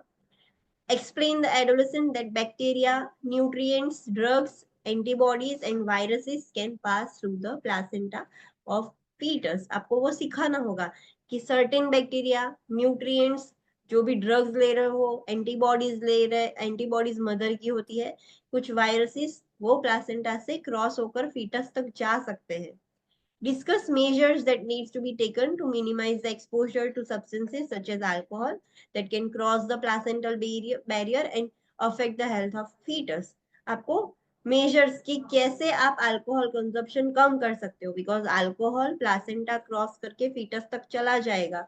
सो कैसे उसको उसके एक्सपोजर से आप कम अल्कोहल ले, धीरे धीरे कम करें। सो ऐसे मेजर्स डिस्कस करने होंगे कि आप ये सब कर सकते हो जिसकी मदद से आपका अल्कोहल छूट जाएगा। Decide on the immediate and follow plan to address the high risk behaviours of consuming alcohol. Yes, आपको इमीडिएट और फॉलो प्लान आपको बनाना पड़ेगा कि जो भी अल्कोहल कंजप्शन का हाई रिस्क है उसके रिगार्डिंग आपको फॉलो प्लान बनाना पड़ेगा, एक इमीडिएट प्लान बनाना पड़ेगा कि वो एडोलेसेंट है वो अल्कोहल कंजप्शन कम कर दे, ना करे, धीरे धीरे कम करके वो बंद कर दे। अंडरस्टूड?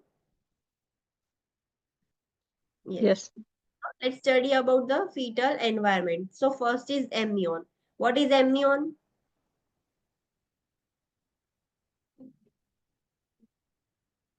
Okay, चलो, this is the fetus. ये fetus है, ये ऐसे layer है, यहाँ पर amniotic fluid है, this is the fluid. ऐसे दो layers होते हैं, inner and outer layer. यहाँ पर प्लासेंटा है ऐसे, और प्लासेंटा से अम्बिलिकल कॉर्ड है। तो tell me which one is amnion? ये प्लासेंटा है। I am not that much good in drawing but અંદરનું જે છે ને એમનિયમ કહેવાય, જે આઉટરથી બહારનું હોય ને એ કોરિયન. okay, online students, ये प्लासेंटा है। so which one is amnion, which one is chorion? જે ઇનર લેયર છે એમનિયોન અને જે આઉટર છે કોરિયોન. Yes, this is amnion, this is chorion. amnion amniotic fluid को सपोर्ट करेगा और कोरियन है उससे प्लासेंटा बनता है। ऐसा होता है कि ये प्लासेंटा है, ये कोरियन लेयर है, उसमें से ही प्लासेंटा बन गया है। सो ये कंप्लीट कवर होता है, ये प्लासेंटा में से, कोरियन में से ही प्लासेंटा बनेगा। उसके अंदर एमनियन लेयर होगा जो एमनियोटिक फ्लूइड को कवर करेगा। सो फीटस की तरफ होता है वो एमनियन, और जो मदर की यूट्रस की तरफ होगा that is Korean. Inner layer is amnion, outer layer is Korean. So simply you can remember this like. So amnion encloses the amniotic cavity. अंदर की जो cavity है जहां पर fluid है that is the amniotic cavity. So amnion है वो amniotic cavity को close करता है. In the is the inner membrane that forms about the second week of embryonic development. amnion है वो inner membrane है, अंदर की side की membrane है। वो कब बनती है? जब embryonic development हो रहा था तो second week में amnion बन जाता है। It forms a fluid filled sac that surrounds the embryo and later the fetus. amnion क्या करता है? एक फ्लूइड फिल्ड सैक बनाता है, कैविटी बनाता है जिसके अंदर एमनियोटिक फ्लूइड होगा, और वो फ्लूइड एम्ब्रियो को और फीटस को सराउंड करके रखेगा, प्रोटेक्ट करके रखेगा। Next is Korean. So Korean it is the outer membrane enclosing the amniotic cavity. पूरी जो एमनियोटिक कैविटी पहला ही था, ये एमनियोटिक कैविटी है, हॉलो जो है उसके अंदर फ्लूइड है। तो this is the amniotic cavity. ये एक लेयर है एमनियन, उसके ऊपर दूसरा लेयर है दैट इज द कोरियन। सो पूरी एमनियोटिक कवर कैविटी को बाहर से जो कवर करता है that is Korean. It becomes vascularized and forms the fetal part of placenta. Placenta किस में से बनेगा? कोरियन में से बनेगा। सो जो आउटर लेयर है वो वेस्कुलराइज हो जाता है, उसमें ब्लड सर्कुलेशन डेवलप होना स्टार्ट होगा और उसमें से प्लासेंटा बनना स्टार्ट होगा फीटस के लिए।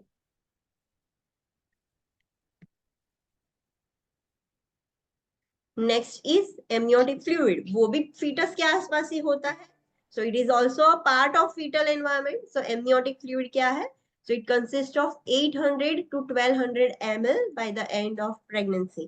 जब प्रेगनेंसी 9 मंथ की प्रेगनेंसी हो जाए तब वो एमनियोटिक फ्लूइड कितना होता है? 800 से 1200 तक होता है। अगर ज्यादा हो जाएगा तो इट इज कॉल्ड एज પોલીહાઇડ્રોમિયોન. पोलीहाइड्रोमनियोस, और अगर कम है तो ओलिगोहाइड्रोमनियोस। यस, इट सराउंड्स, उसका फंक्शन क्या है एमनियोटिक फ्लूइड का? तो it surrounds cushions and protects the fetus and allow for the fetal movement. वो फ्लूइड से भरा हुआ होगा तो उसकी वजह से वो फीटस को कवर करेगा, कुशन प्रोवाइड करेगा। अगर मदर को बाहर से कुछ जर्क आता है तो वो सारा जर्क फ्लूइड में एब्जॉर्ब हो जाएगा, फीटस तक नहीं पहुंच पाएगा। वो कुशन करेगा, प्रोटेक्ट करेगा फीटस को, और फ्लूइड से भरा हुआ होगा तो फीटस उसमें फ्लोट करके मूव कर सकता है। सोचो अगर फ्लूइड ना हो तो फीटस कैसे मूव कर पाएगा? So it allows the fetal movement also. It maintains the body temperature for fetus, वो फीटस का बॉडी टेम्परेचर भी मेंटेन करने में हेल्प करेगा। It contains fetal urine and is measure of fetal kidney function. Yes, amniotic fluid में fetal urine होता है। क्यों? मैंने ऑलरेडी बोला था कि वो कैसे मैनेज करते हैं उसका अमाउंट। ज्यादा हो जाएगा तो फीटस वो स्वेलो कर लेगा, पी लेगा, कम हो जाएगा तो यूरिन करके उसमें भर लेगा। So this cycle continuously goes on. और फीटल का किडनी फंक्शन अच्छा है या नहीं वो कैसे चेक करोगे? अगर आप एमनियोटिक फ्लूइड एस्पिरेट करके सैंपल लेके ब्लड उसका टेस्ट कराओगे लेबोरेटरी में, तो उसमें से आपको पता चलेगा कि जो फीटस के अंदर बच्चा है उसकी किडनी कैसे फंक्शन कर रही है। उसकी किडनी अगर अच्छी नहीं होगी, कुछ जेनेटिक एबनॉर्मालिटीज है, सो वो किडनीज यूरिन फॉर्म ही नहीं कर पा रही। सो एमनियोटिक फ्लूइड में से ही पता चल जाएगा कि उसकी किडनी का फंक्शन कैसा है। The fetus modifies the amniotic fluid through the process of swallowing, urinating and movement of the fluid through the respiratory tract. Yes, वो fetus amniotic fluid को modify करता है, कम ज्यादा कैसे करता है? By the process of swallowing and urinating, and थोड़ा जो fluid है वो respiratory tract से भी move करता है। Next is placenta. प्लासेंटा भी उसके फीटस के आजू बाजू है, so it is also part of fetal environment. So placenta provides exchange of nutrients and waste product between the fetus and birthing parent. Placenta एक रास्ता है जहां से न्यूट्रिएंट्स भी एक्सचेंज होंगे, वेस्ट प्रोडक्ट भी एक्सचेंज होंगे. न्यूट्रिएंट्स कैसे? सो मदर से फीटस तक जाएंगे वो न्यूट्रिएंट्स है, फीटस से मदर तक जाएगा वो वेस्ट प्रोडक्ट है, सो वो एक्सचेंज करने में हेल्प करता है. The placenta begins to form at implantation. The structure is complete by 12 weeks. Placenta बनना तो इम्प्लांटेशन हुआ तभी स्टार्ट हो गया था, बट कंप्लीटली प्लासेंटा कब बनेगा? 12 वीक. 12 वीक मतलब 3 months. 3 मंथ्स. तो मैंने बोला था कि 3 मंथ्स तक फिर कौन फंक्शन करेगा? प्लासेंटा तो अभी बना ही नहीं है. 3 मंथ्स तक उसका फंक्शन कौन कर रहा था? Corpus luteum. तो वो अभी प्लासेंटा 12 मंथ्स तक अभी बन जाएगा, तब वो अपना फंक्शन टेक ओवर कर लेगा.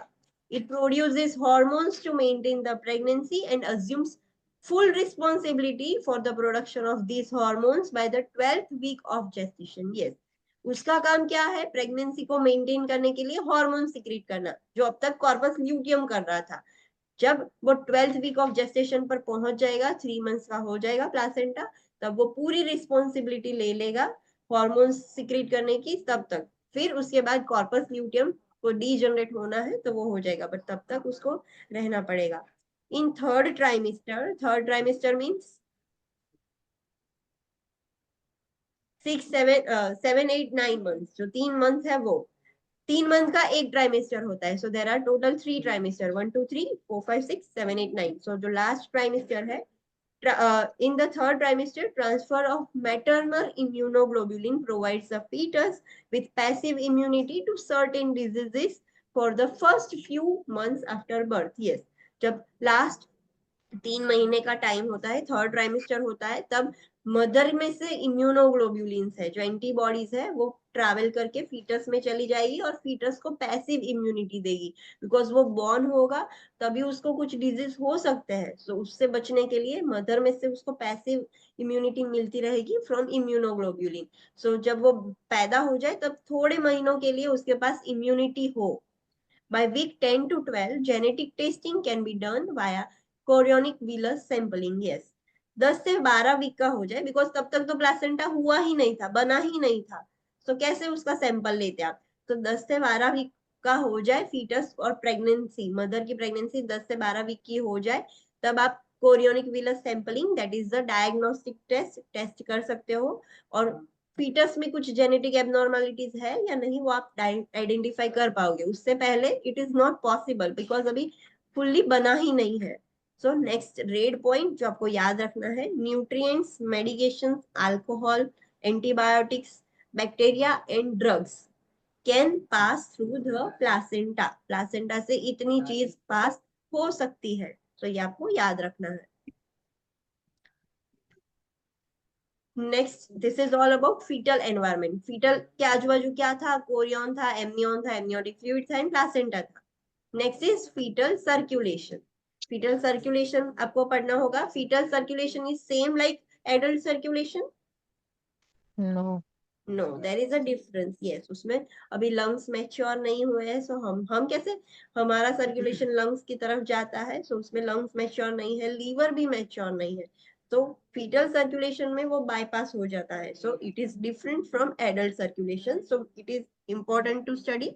सो अम्बिलिकल कॉर्ड. अम्बिलिकल कॉर्ड क्या है? जो मदर और जो प्लासेंटा और फीटस को कनेक्ट करती है. इट इज अ पैसेज वे की जहां से न्यूट्रिएंट्स फीटस तक जाएंगे, फीटस का वेस्ट प्रोडक्ट मदर तक जाएगा. सो अम्बिलिकल कॉर्ड में कितनी आर्टरीज, कितनी वेन्स होती है?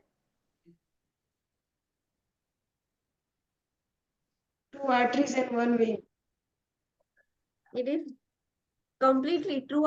2 arteries and 1 vein. ऐसा नहीं होता. Yes, there is 1 vein and 2 arteries. Oxygenated blood कौन कैरी करेगा? Arteries, Vein. वेन्स.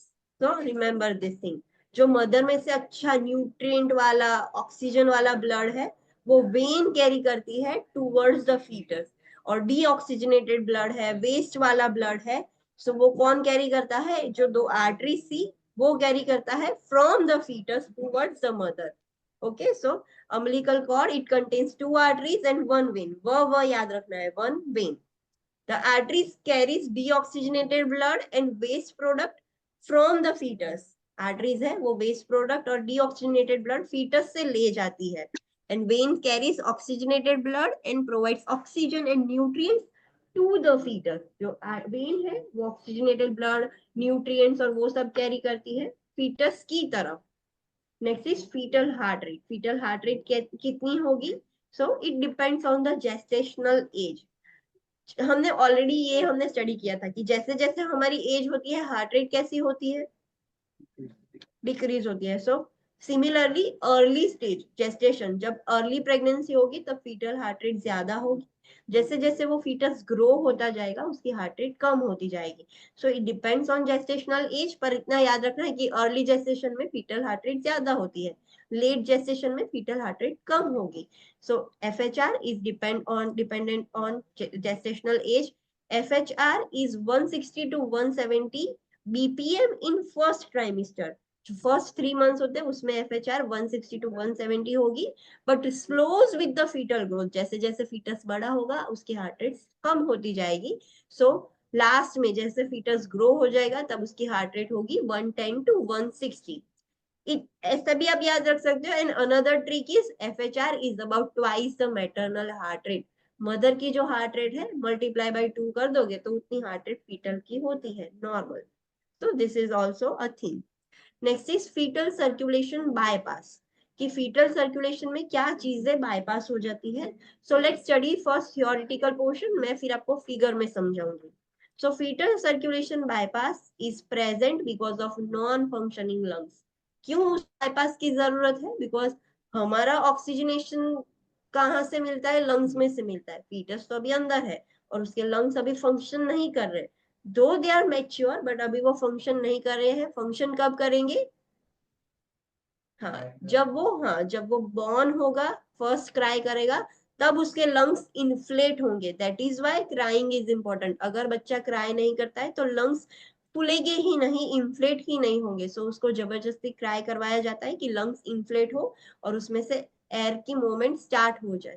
सो अब तक अंदर है, सो लंग्स कंप्लीटली मैच्योर है बट ऐसे कंप्रेस्ड है, सो फंक्शनिंग नहीं है लंग्स. इसीलिए उसमें फीटल बाईपास की, सर्कुलेशन बाईपास की जरूरत पड़ेगी.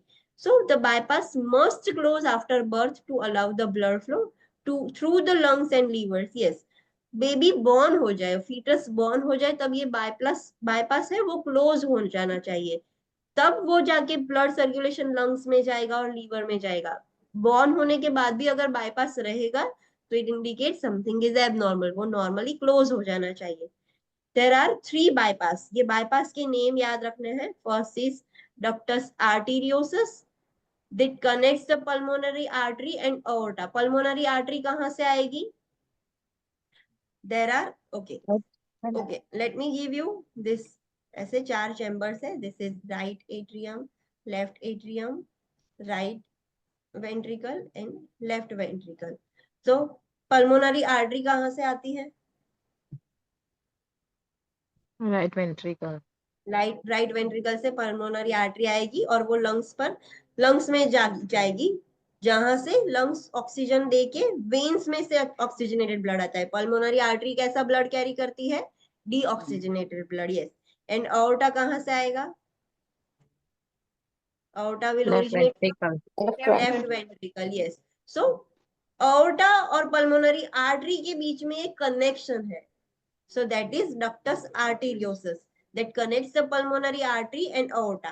और इससे lungs bypass हो गए because pulmonary artery का काम क्या था? lungs में जाने का. और अगर lungs तो mature है ही नहीं तो वहां जाने का मतलब क्या है?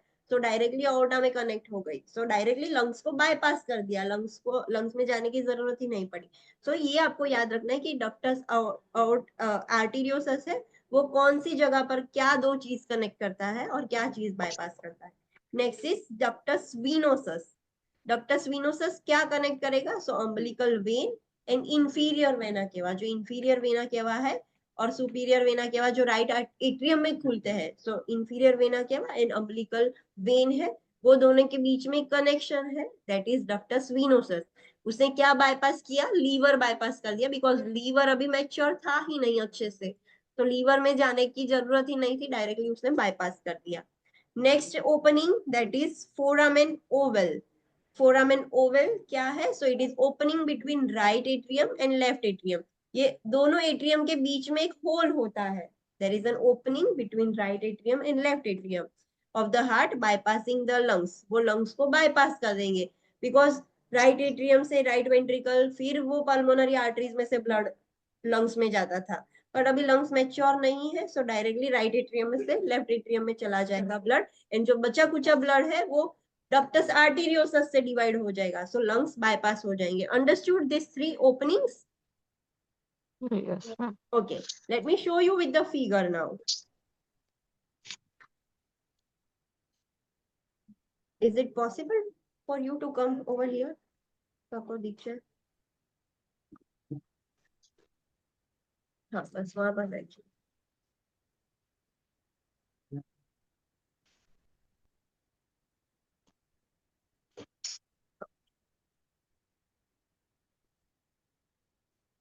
So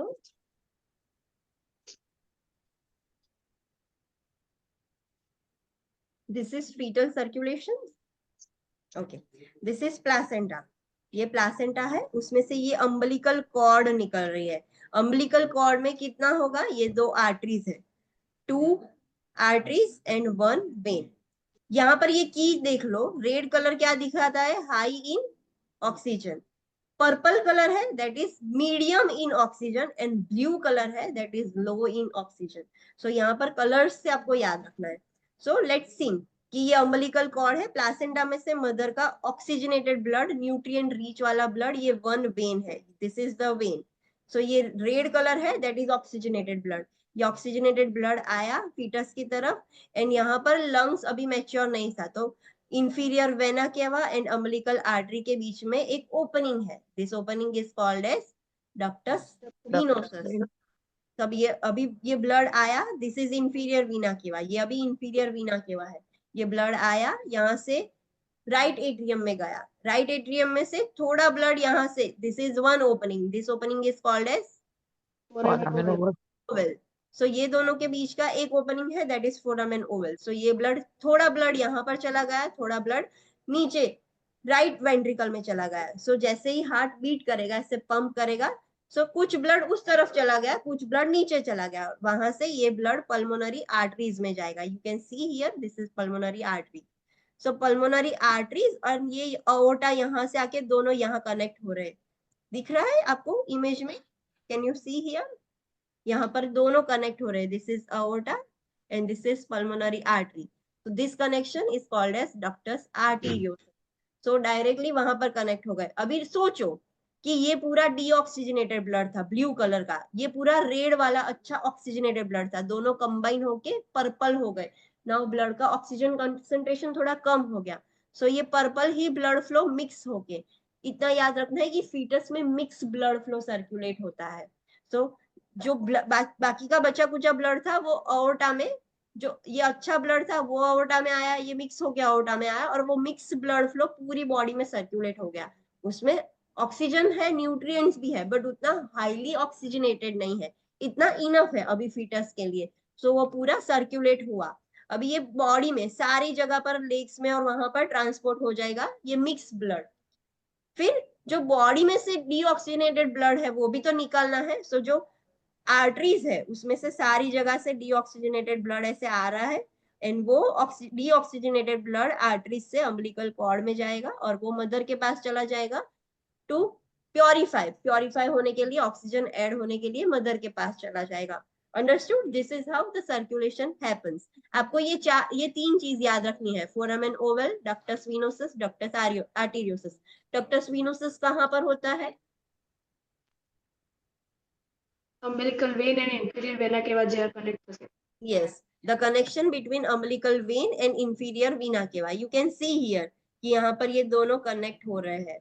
so this is ductus venosus, क्या बाईपास किया, लीवर को बाईपास कर दिया। Then next is ductus arteriosus, वो कहाँ पर होगा, Pulmonary artery. Pulmonary artery and aorta के बीच में कनेक्शन होता है, so that is ductus arteriosus. उसने क्या बाईपास किया?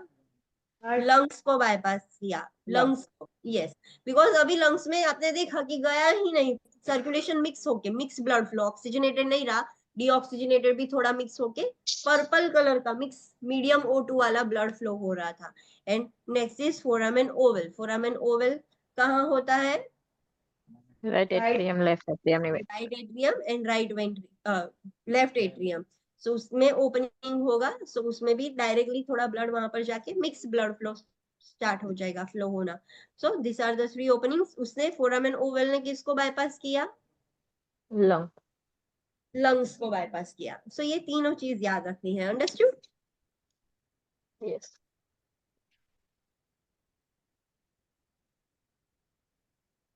Next is family planning. What do you mean by family planning?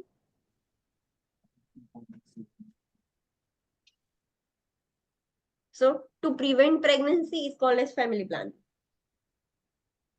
Pregnancy ना हो, कॉन्ट्रासेप्शन यूज करना मतलब प्रेगनेंसी अवॉइड कर रहे हैं, so to avoid the pregnancy is called as family planning. Yes और no? Avoid contraception. To avoid family contraception, planning means when we are want और don't want. हाँ, family planning means when the couple wants to get pregnant and when the couples don't want to get pregnant, they are doing a planning कि कब contraception use करके pregnancy avoid करनी है, कब contraception avoid करके pregnancy conceive करनी है। So that is family planning. सिर्फ कॉन्ट्रासेप्शन यूज करना, that is not a family planning. So it involves choosing when to have children, कब उनको चिल्ड्रन चाहिए, वो भी फैमिली प्लानिंग में ही आता है। And it also includes contraception, means prevention of pregnancy and methods to achieve the pregnancy। कैसे contraception use करना, कैसे प्रेगनेंसी प्रिवेंट करना, या फिर कैसे प्रेगनेंसी अचीव करना, this all things are family planning.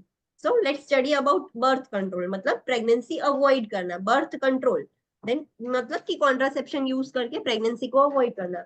The focus of counseling on contraception must meet the needs of feelings of each partner। yes, अगर कोई आपको इसमें से क्वेश्चंस आते हैं, अगर कोई कपल आपके पास क्लिनिक में आया है, नर्सिंग क्लिनिक पे, और दे वांट अ काउंसलिंग कि we want to avoid the pregnancy, हमें प्रेगनेंसी अवॉइड करनी है, सो कौन सा कॉन्ट्रासेप्शन यूज करना चाहिए, कौन सा कॉन्ट्रासेप्शन बेटर होगा, सो वो आप काउंसलिंग करते हो, तो उसके काउंसलिंग करते वक्त आपको ये चीज ध्यान में रखनी है कि हर पार्टनर की फीलिंग्स क्या है।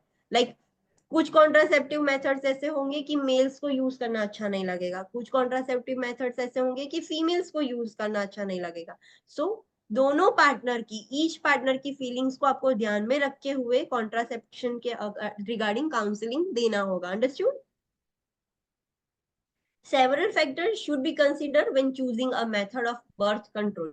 काउंसिल करते हो तब बहुत सारी चीजें आपको ध्यान में रख के उसको काउंसिल करना होगा, उसको बताना होगा कि कौन सा बर्थ कंट्रोल मेथड आप यूज कर सकते हो, such as including effectiveness. For example अगर पिल्स ले रहे हैं, तो pills are not consider that much effective. अगर एक पिल स्किप हो गई कि कुछ ऐसा हुआ तो प्रॉब्लम होगा। सो कितनी इफेक्टिव है, कितना सेफ है, एंड उसकी पर्सनल प्रेफरेंसेस भी है या नहीं, उसको यूज करना अच्छा लगता है या नहीं, ये ध्यान में रखना है। And this is so important. आप क्वेश्चंस देखोगे, अगर कोई फीमेल आ रही है, आपने different types of contraceptives, tell me the list of contraceptives first. एक तो मैंने एग्जांपल दे दिया pills, then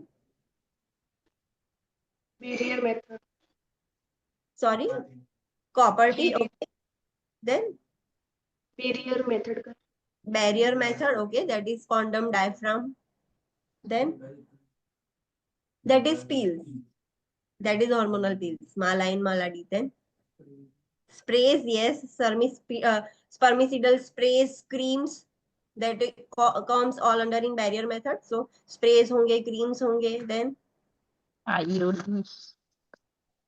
IUDs, that is copper T, फिर पैचेस होते हैं जिसमें से कंटिन्यूअसली हार्मोन रिलीज होंगे। So this are the different types of various methods of birth control. तो आपने ये पूरा एजुकेशन दे दिया कि ये इससे ये होता है, इससे ये होता है, सब कुछ दे दिया, फिर you can not force the female that ये आपके लिए बेस्ट होगा, ये यूज करो। Never advise such things. आपको आपको सिर्फ उसको एजुकेट करना है कि पिल्स लेने से क्या बेनिफिट होंगे, क्या डिसएडवांटेजेस है उसके, कॉपर टीज के एडवांटेजेस डिसएडवांटेजेस, बैरियर मेथड सारी एडवांटेजेस डिसएडवांटेजेस आपने समझा दिए। अभी चूज कौन करेगा, फीमेल और मेल कंबाइनली मिलकर चूज करेंगे कि उनको कौन सा बर्थ कंट्रोल यूज करना है। You can not tell them कि यस कॉन्डम यूज करो that would be better, pills use करो दैट वुड बी बेटर, ऐसा आप नहीं बोल सकते।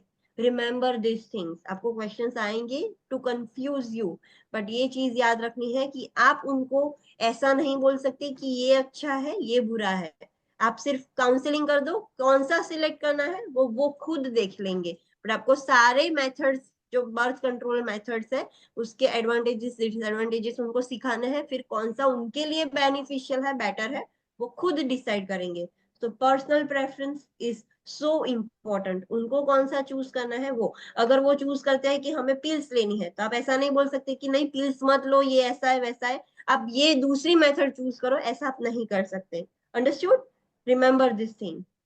अ women's preference is most important. Yes, हमने देखा कि दोनों कपल का प्रेफरेंस इंपॉर्टेंट है, बट उसमें भी ज्यादा प्रेफरेंस किसका है, फीमेल का, because she is going to conceive the child. So उसको ज्यादा क्या कंफर्टेबल है वो हमें ध्यान में रखना है।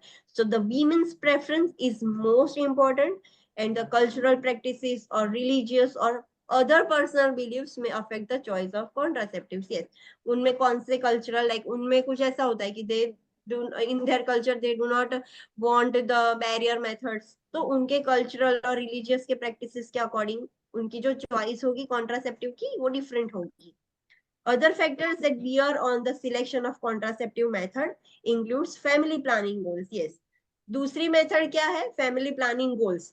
अभी उनका एक चाइल्ड है और उनको दूसरा चाहिए, so they will not use a permanent contraceptive method like what we used to say is कि वो लाइगेशन और वो सब नहीं करवाएंगे। So it also depends on the family planning goal, as क्या है, frequency of intercourse and the individual's capacity to adhere to the prescribed regimen. Yes, ये सारे फैक्टर्स है जिसकी वजह से कॉन्ट्रासेप्टिव सिलेक्शन डिफरेंट हो सकता है। फर्स्ट तो उनकी फैमिली प्लानिंग गोल क्या है, वो जो कपल है उसकी एज क्या है, फीमेल की एज क्या है, फ्रीक्वेंसी क्या है इंटरकोर्स की, और जो भी आप प्रिस्क्राइब कर रहे हो कि ये आपको करना चाहिए तो उस पर वो स्टिक रहते हैं या नहीं, उस पर भी डिपेंड करता है कि कौन सा कॉन्ट्रासेप्टिव वो चूज करेंगे।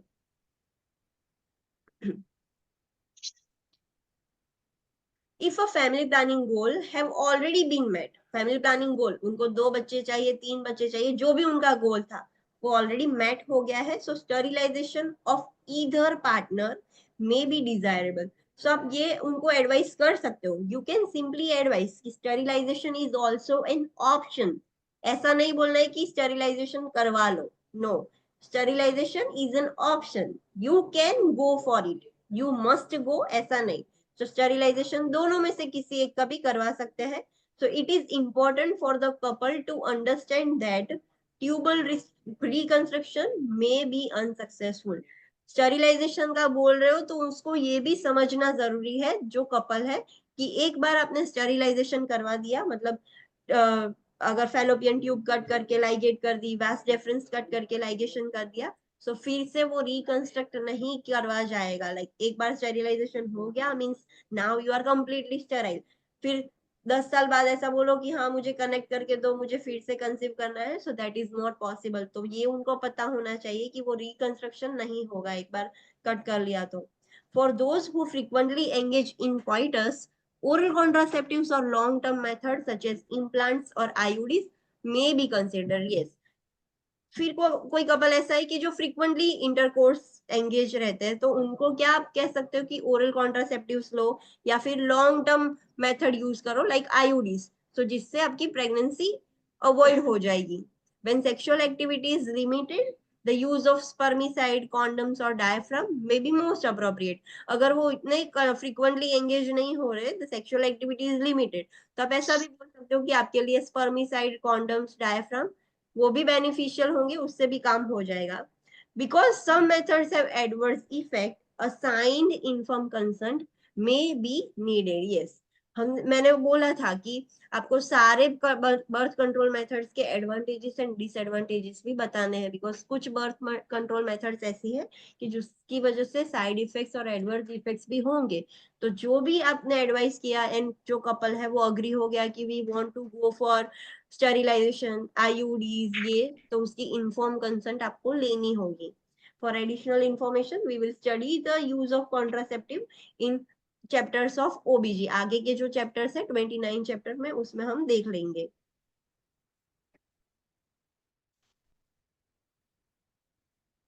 Next is infertility. What is infertility? Online students, what is infertility? જ્યારે કપલ 1 યર સુધી મતલબ વિધાઉટ એની मतलब समझाऊं શું કહેવા માંગુ? Yes, okay. 1 ईयर तक उसने फ्रीक्वेंटली ट्राई किया विदाउट यूज ऑफ कॉन्ट्रासेप्शन, फिर भी वो कंसीव नहीं कर पाए, सो दैट इज इनफर्टिलिटी। ऐसा नहीं कि 1-2 बार ट्राई किया and they can not conceive तो उसको इनफर्टिलिटी बोलेंगे, ऐसा नहीं है। 1 ईयर तक कंटिन्यूअस ट्राई किया विदाउट कॉन्ट्रासेप्टिव यूज, फिर भी वो कंसीव नहीं कर पाएंगे, तो अब उसको हम इनफर्टिलिटी बोलेंगे। There are 2 types of infertility, primary and secondary. What is primary infertility and what is secondary infertility? જેને એક પણ ચાઇલ્ડ નથી, primary infertility. No, primary infertility, हाँ, प्राइमरी इनफर्टिलिटी मीन्स उसके पास एक भी चाइल्ड नहीं है, फर्स्ट चाइल्ड भी हो नहीं रहा है, so that is primary infertility. Secondary infertility means first child हो गया है बट दूसरी बार वो कंसीव नहीं कर पा रहे, सेकेंड चाइल्ड नहीं हो रहा है, so that is secondary infertility. Okay, so infertility is inability to conceive when desired. Some factors contributing to infertility in men. Males में infertility क्यों होते हैं? So the reasons are abnormalities of the sperm, abnormal erection, abnormal ejaculation and abnormalities of the seminal fluid. So ये सारे reason की वजह से males में infertility हो सकती है। Some factors that contribute to infertility in women includes, females में कौन सी वजह से infertility हो सकती है? So disorders of ovulation, अच्छे से ovulation नहीं हो रहा है, abnormalities of fallopian tube, abnormalities of cervix, or scarring from the previous uterine or fallopian tube infection. पहले उसमें कुछ यूट्रस में प्रॉब्लम हुआ, fallopian tube में प्रॉब्लम हुआ, इन्फेक्शन या कुछ ट्यूमर जैसा उसका स्कार रह गया है, सो उसकी वजह से भी वो कंसीव नहीं कर पाएगी। So this are the reasons जिसकी वजह से फीमेल्स में इनफर्टिलिटी होगी। Several diagnostic tests are available to determine the probable cause of infertility and the therapy recommended may depend on the cause of infertility. Yes, बहुत सारे अभी तो diagnostic test market में अवेलेबल है कि जिससे पता चलेगा कि क्यों इनफर्टिलिटी हुई है, मेल में प्रॉब्लम है या फीमेल में है। अगर मेल में है तो किस वजह से हुआ है, लाइक सेमिनल फ्लूइड अच्छा नहीं है, स्पर्म अच्छे नहीं है, क्या है प्रॉब्लम। अगर फीमेल में है तो फीमेल में क्या प्रॉब्लम है वो आपको पता चलेगा, और जो ट्रीटमेंट है कॉज के अकॉर्डिंग उसकी ट्रीटमेंट होगी कि जिस वजह से इनफर्टिलिटी हुई है उसकी वजह से उसके ट्रीटमेंट हो सकता है। सो इनफर्टिलिटी हो जाए तो उसके ऑप्शंस क्या है उसको ठीक करने के, like what are the other options to conceive. So options include medications, अगर ओव्यूलेशन में प्रॉब्लम है, हार्मोनल प्रॉब्लम है, तो मेडिकेशन से भी हो सकता है। सर्जिकल प्रोसीजर्स की जा सकती है and artificial insemination. What is that? Artificial insemination means IUI no, IUA no, IVF is different.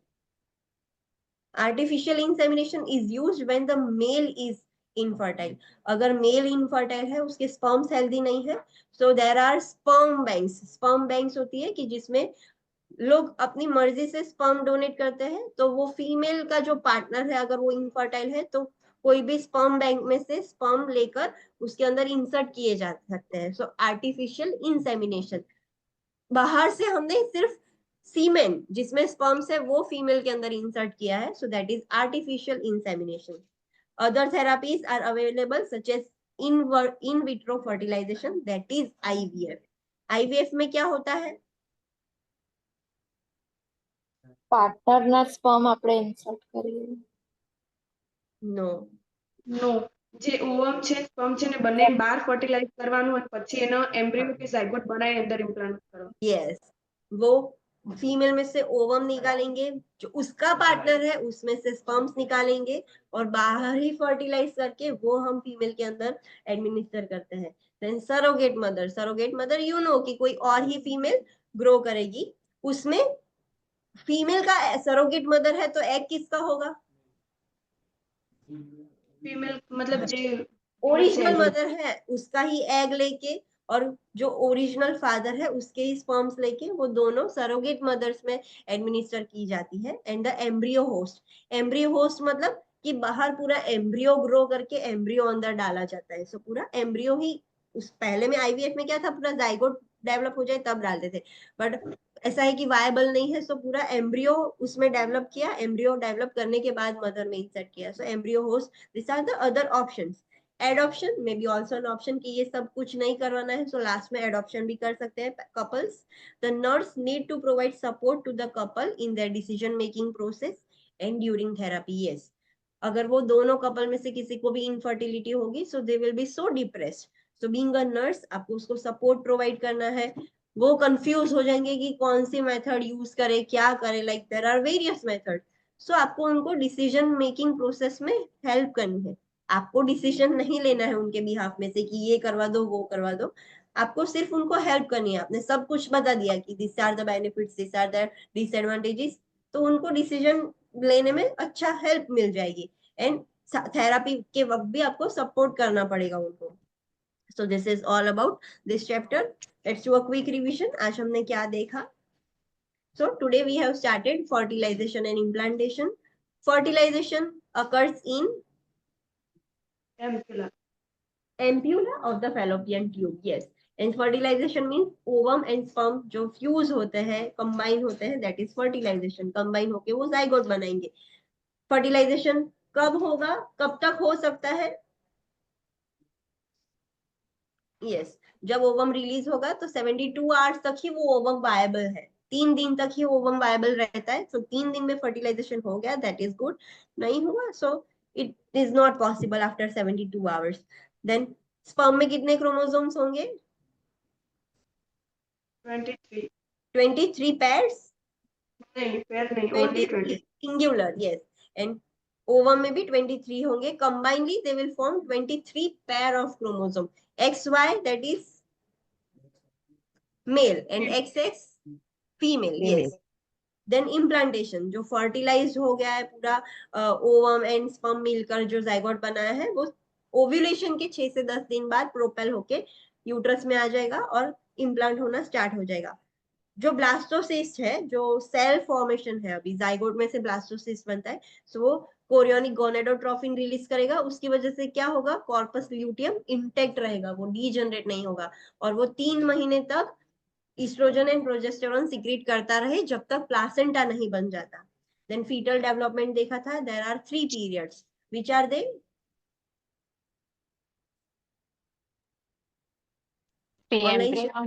embryonic and fetal. Yes, pre embryonic period मतलब कौन सा period? First week of first 2 weeks, zygote से लेके 15 दिन तक का जो भी पीरियड होता है वो प्री एम्ब्रियोनिक पीरियड बोलते हैं। एम्ब्रियोनिक पीरियड मतलब 2 to 8 वीक एम्ब्रियोनिक पीरियड। हाँ, 2 वीक से 2 मंथ तक, ऐसा याद रखो। First 2 weeks, then 2 week to 2 month. So वो जो पीरियड है 15 डेज से 8 वीक्स का या 2 वीक से 2 मंथ का पीरियड, तो that is embryonic period. After 2 months till 9 months का जो पीरियड है, दैट इज फीटल पीरियड, और फीटस कहलाया जाएगा। सो फर्स्ट वीक में सिर्फ ब्लास्टोसिस्ट होता है, वो फ्री फ्लोटिंग होता है। 2 to 3 वीक्स में क्या चेंजेस होंगे वो ध्यान में रखना है। वीक 5 में क्या चेंजेस होता है फीटस में। Height weight is not important. Exam में आपको ऐसा नहीं पूछेगा कि वीक 12 पर कितनी हाइट थी फीटस की और एम्ब्रियो की कितनी वेट था, दैट इज नॉट इम्पोर्टेंट। जो अलग अलग थिंग्स है वो आपको याद रखने हैं। वीक 12 पर क्या चेंजेस होंगे, फीटल हार्ट रेट फर्स्ट कब सुनाई देगी? Online 8 students, weeks. Foetal 8 week by फीटोस्कोप,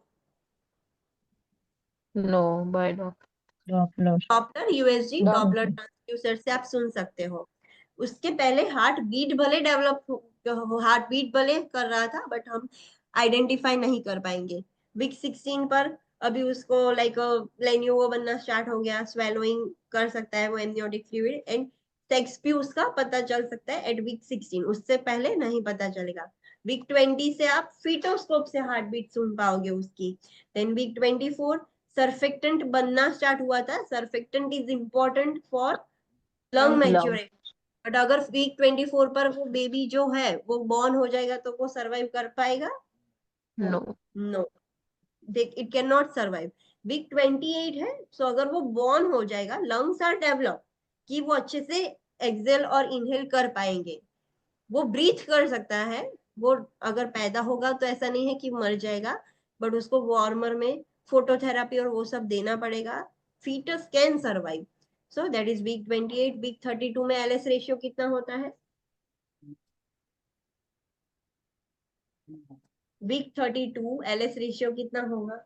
1.2 1.2 to 1. 1. Raised to 1, yes. So it is best, no it's normal मतलब yes, it is good कि हाँ अगर वो बॉर्न हो जाएगा तो अच्छा है, 28 वीक से तो अच्छा है। So what is the best LS ratio? 2:1. 2:1, that is the best. अगर उतना है तो उसको लंग्स कंप्लीटली मैच्योर है, उसको कोई भी रेस्पिरेटरी प्रॉब्लम नहीं होगा। जितना एलएस रेशियो कम होगा, it indicates Lung immaturity. immature. हाँ, फिर वीक 40 तो फीटस और ग्रो होना स्टार्ट हो जाएगा। So you have to remember all this things. Then fetal environment क्या होगा? फीटल एनवायरनमेंट इसके आजू बाजू, yes, amnion, chorion, amniotic fluid and placenta. Amnion क्या है? इनर लेयर है जो एमनियोटिक सैक को, एमनियोटिक फ्लूइड को कवर कर रहा है। What is chorion? जी placenta formation. Please and outer connect. Layer, Out. हाँ, outer layer of the whole amniotic cavity. So amnion के ऊपर का भी लेयर, दैट इज कोरियन। एमनी कोरियन में से क्या बनेगा? प्लेसेंटा, वो कोरियन में से बनता है। Next is amniotic fluid. Normal कितना होता है? 800 to 1200। ज्यादा हो जाएगा तो इट इज कॉल्ड एज पॉलीहाइड्रोमनियोस, कम हो जाएगा तो इट इज कॉल्ड एज ओलिगोहाइड्रोमनियोस। वो कैसे रेगुलेट होता है? 800 to 1200 के बीच में ही कैसे रहेगा? हाँ, जो फीटस है वो रेगुलेट करेगा। एक्सेस हो जाएगा तो स्वेलो करके, यूरिन करके, मतलब वो कंटिन्यूअसली वो एमनियोटिक फ्लूइड पिएगा, यूरिन करके निकालेगा। सो वो कंटिन्यूअसली वहां से रेगुलेट करता है। एमनियोटिक फ्लूइड से आप क्या आइडेंटिफाई कर सकते हो फीटस का? किडनी फंक्शन, यस, उसकी किडनीज अच्छी है या कोई जेनेटिक एबनॉर्मलिटी है कि नहीं, तो आप एमनियोटिक फ्लूइड सैंपल लेके आइडेंटिफाई कर सकते हो। Next is placenta. प्लासेंटा क्या करेगा? फीटस को न्यूट्रिएंट रिच ऑक्सीजनेटेड ब्लड देगा और मदर को डीऑक्सीजनेटेड एंड वेस्ट प्रोडक्ट्स देगा फ्रॉम फीटस। प्लासेंटा कब काम करना स्टार्ट करेगा? Online students will speak. After 3 months of conception. यस, at 3 months, 3 month, 3 months of pregnancy हो जाएगी तब प्लासेंटा काम करेगा। तो तब तक कौन करेगा? कॉर्पस ल्यूटियम करेगा। हाँ, प्लासेंटा में से क्या चीजें ट्रांसफर हो सकती है? The red important point, Nutrient, medication, alcohol, antibiotic and bacteria. ये सो ये सारी चीजें प्लासेंटा में से पास होकर फीटस तक जा सकती है। जब प्लासेंटा डेवलप हो जाए तब आप एक डायग्नोस्टिक टेस्ट कर सकते हो to identify the genetic screening of fetus. Chorionic villus sampling 10 to 12 weeks में आप कर पाओगे कि जो फीटस है वो जेनेटिकली हेल्दी है या नहीं। उसका जेनेटिक टेस्टिंग करना हो तो तब आप कर पाओगे। देन फीटल सर्कुलेशन देखा, अम्बिलिकल कॉर्ड में कितनी आर्टरीज वेन होगी? 2 artery and 1 vein. 2 artery, 1 vein. 2 artery 1 vein. Fetal heart rate कितनी होगी?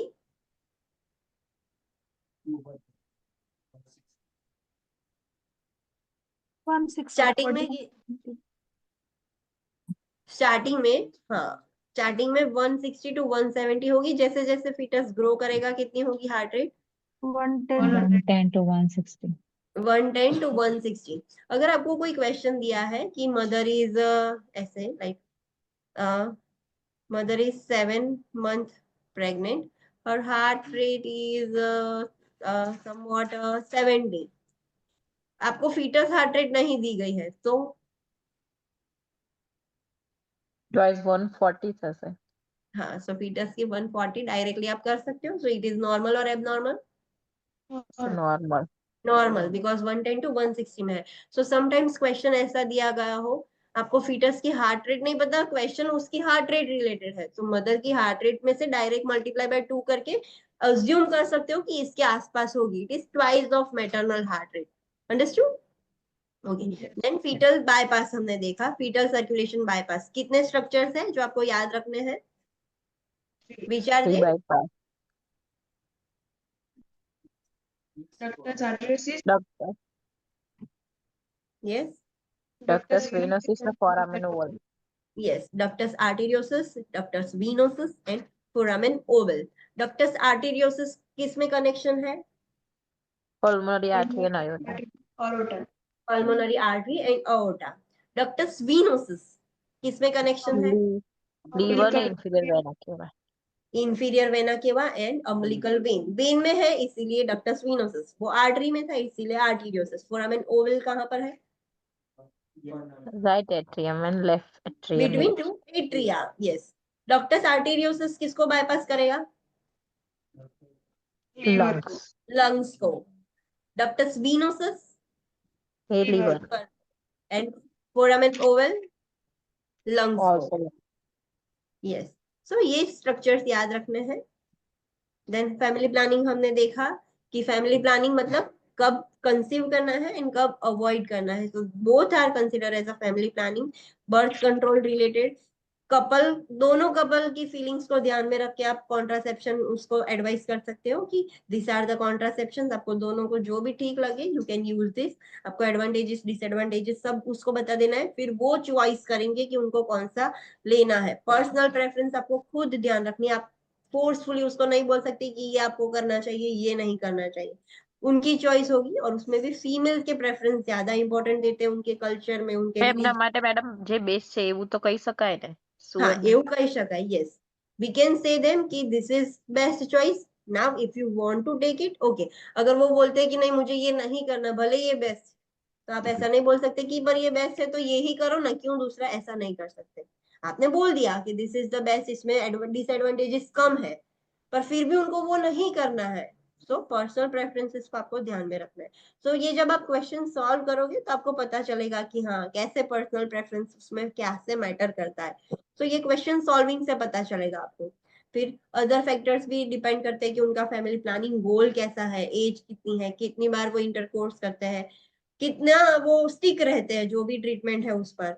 फिर अगर उनका फैमिली प्लानिंग गोल जो है वो सक्सेसफुली मैट हो गया कि उनको जितने चिल्ड्रन चाहिए उतने हो गए हैं, सो आप स्टेरिलाइजेशन भी उनको बता सकते हो कि this is an also an option. But उनको पता होना चाहिए कि एक बार स्टेरिलाइजेशन करवा दिया तो फिर से वो रिकंस्ट्रक्ट नहीं किया जा सकता है।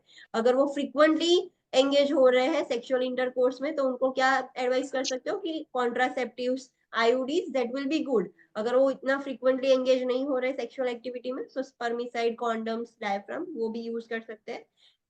एडवर्स इफेक्ट्स आपको समझाने हैं कुछ मेथड्स के, और उसकी इन्फॉर्म कंसेंट भी लेनी है। देन हमने इनफर्टिलिटी देखी। इनफर्टिलिटी मीन्स 1 ईयर तक सक्सेसफुली ट्राई करने के बाद भी after not using the contraceptive फिर भी वो कंसीव नहीं कर पा रहे, that is infertility. Primary infertility means first child नहीं हो रहा है। सेकेंडरी इनफर्टिलिटी मीन्स फर्स्ट हो गया है बट सेकेंड टाइम कंसीव नहीं कर रहे। सो मेल्स में क्यों होता है वो हमने कॉजेस देखे, फीमेल्स में क्यों होता है वो कॉजेस हमने देखे। And there are several diagnostic test जिससे पता चल सकता है कि क्यों इनफर्टिलिटी हुई है। इसके अकॉर्डिंग, कॉज के अकॉर्डिंग आप ट्रीटमेंट भी सजेस्ट कर सकते हो। So there are various options कि सर्जिकल प्रोसीजर्स करवा सकते हैं, मेडिसिन से हो सकता है, आर्टिफिशियल इंसेमिनेशन से हो सकता है। अगर क्वेश्चन में लिखा हो कि आर्टिफिशियल इंसेमिनेशन है तो आपको पता होना चाहिए कि आर्टिफिशियल इंसेमिनेशन मतलब किसी और के स्पर्म्स, या फिर चलो मेल्स के स्पर्म्स अगर उसमें प्रॉब्लम है तो उसको जेनेटिकली उसमें कुछ चेंजेस करके बाहर से आर्टिफिशियली एडमिनिस्टर किया है। नॉर्मली वो पेरेंट के नहीं होते बिकॉज उसमें प्रॉब्लम है तभी तो नहीं हुआ। So artificial bank, sperm banks में से किया जा सकता है। IVF, surrogate mother, surrogacy, then embryo host, this is also an option. Last में कुछ भी ना हो सो अडॉप्शन भी हो सकता है। जो भी कपल है जिसको इनफर्टिलिटी है so they will be so depressed. So being a nurse आपको उनको सपोर्ट प्रोवाइड करना है, डिसीजन मेकिंग में हेल्प करनी है। और ड्यूरिंग द ट्रीटमेंट अगर उन्होंने कुछ एक ट्रीटमेंट ऑप्शन सिलेक्ट किया सो फ्रिक्वेंटली हॉस्पिटल आते रहेंगे, सो उनको भी हेल्प करना है, सपोर्ट प्रोवाइड करना है during the therapy. Understood? Yes. Okay. Any doubt in this chapter? No. So what you have to do now? Question read करेंगे. Yes, जो बुक के पीछे के क्वेश्चंस है वो सॉल्व करने हैं. Tomorrow onwards we will start the new chapter, that is prenatal period. Prenatal period. Okay, so that will start. See you tomorrow at 9:20 AM. Thank you. Thank you.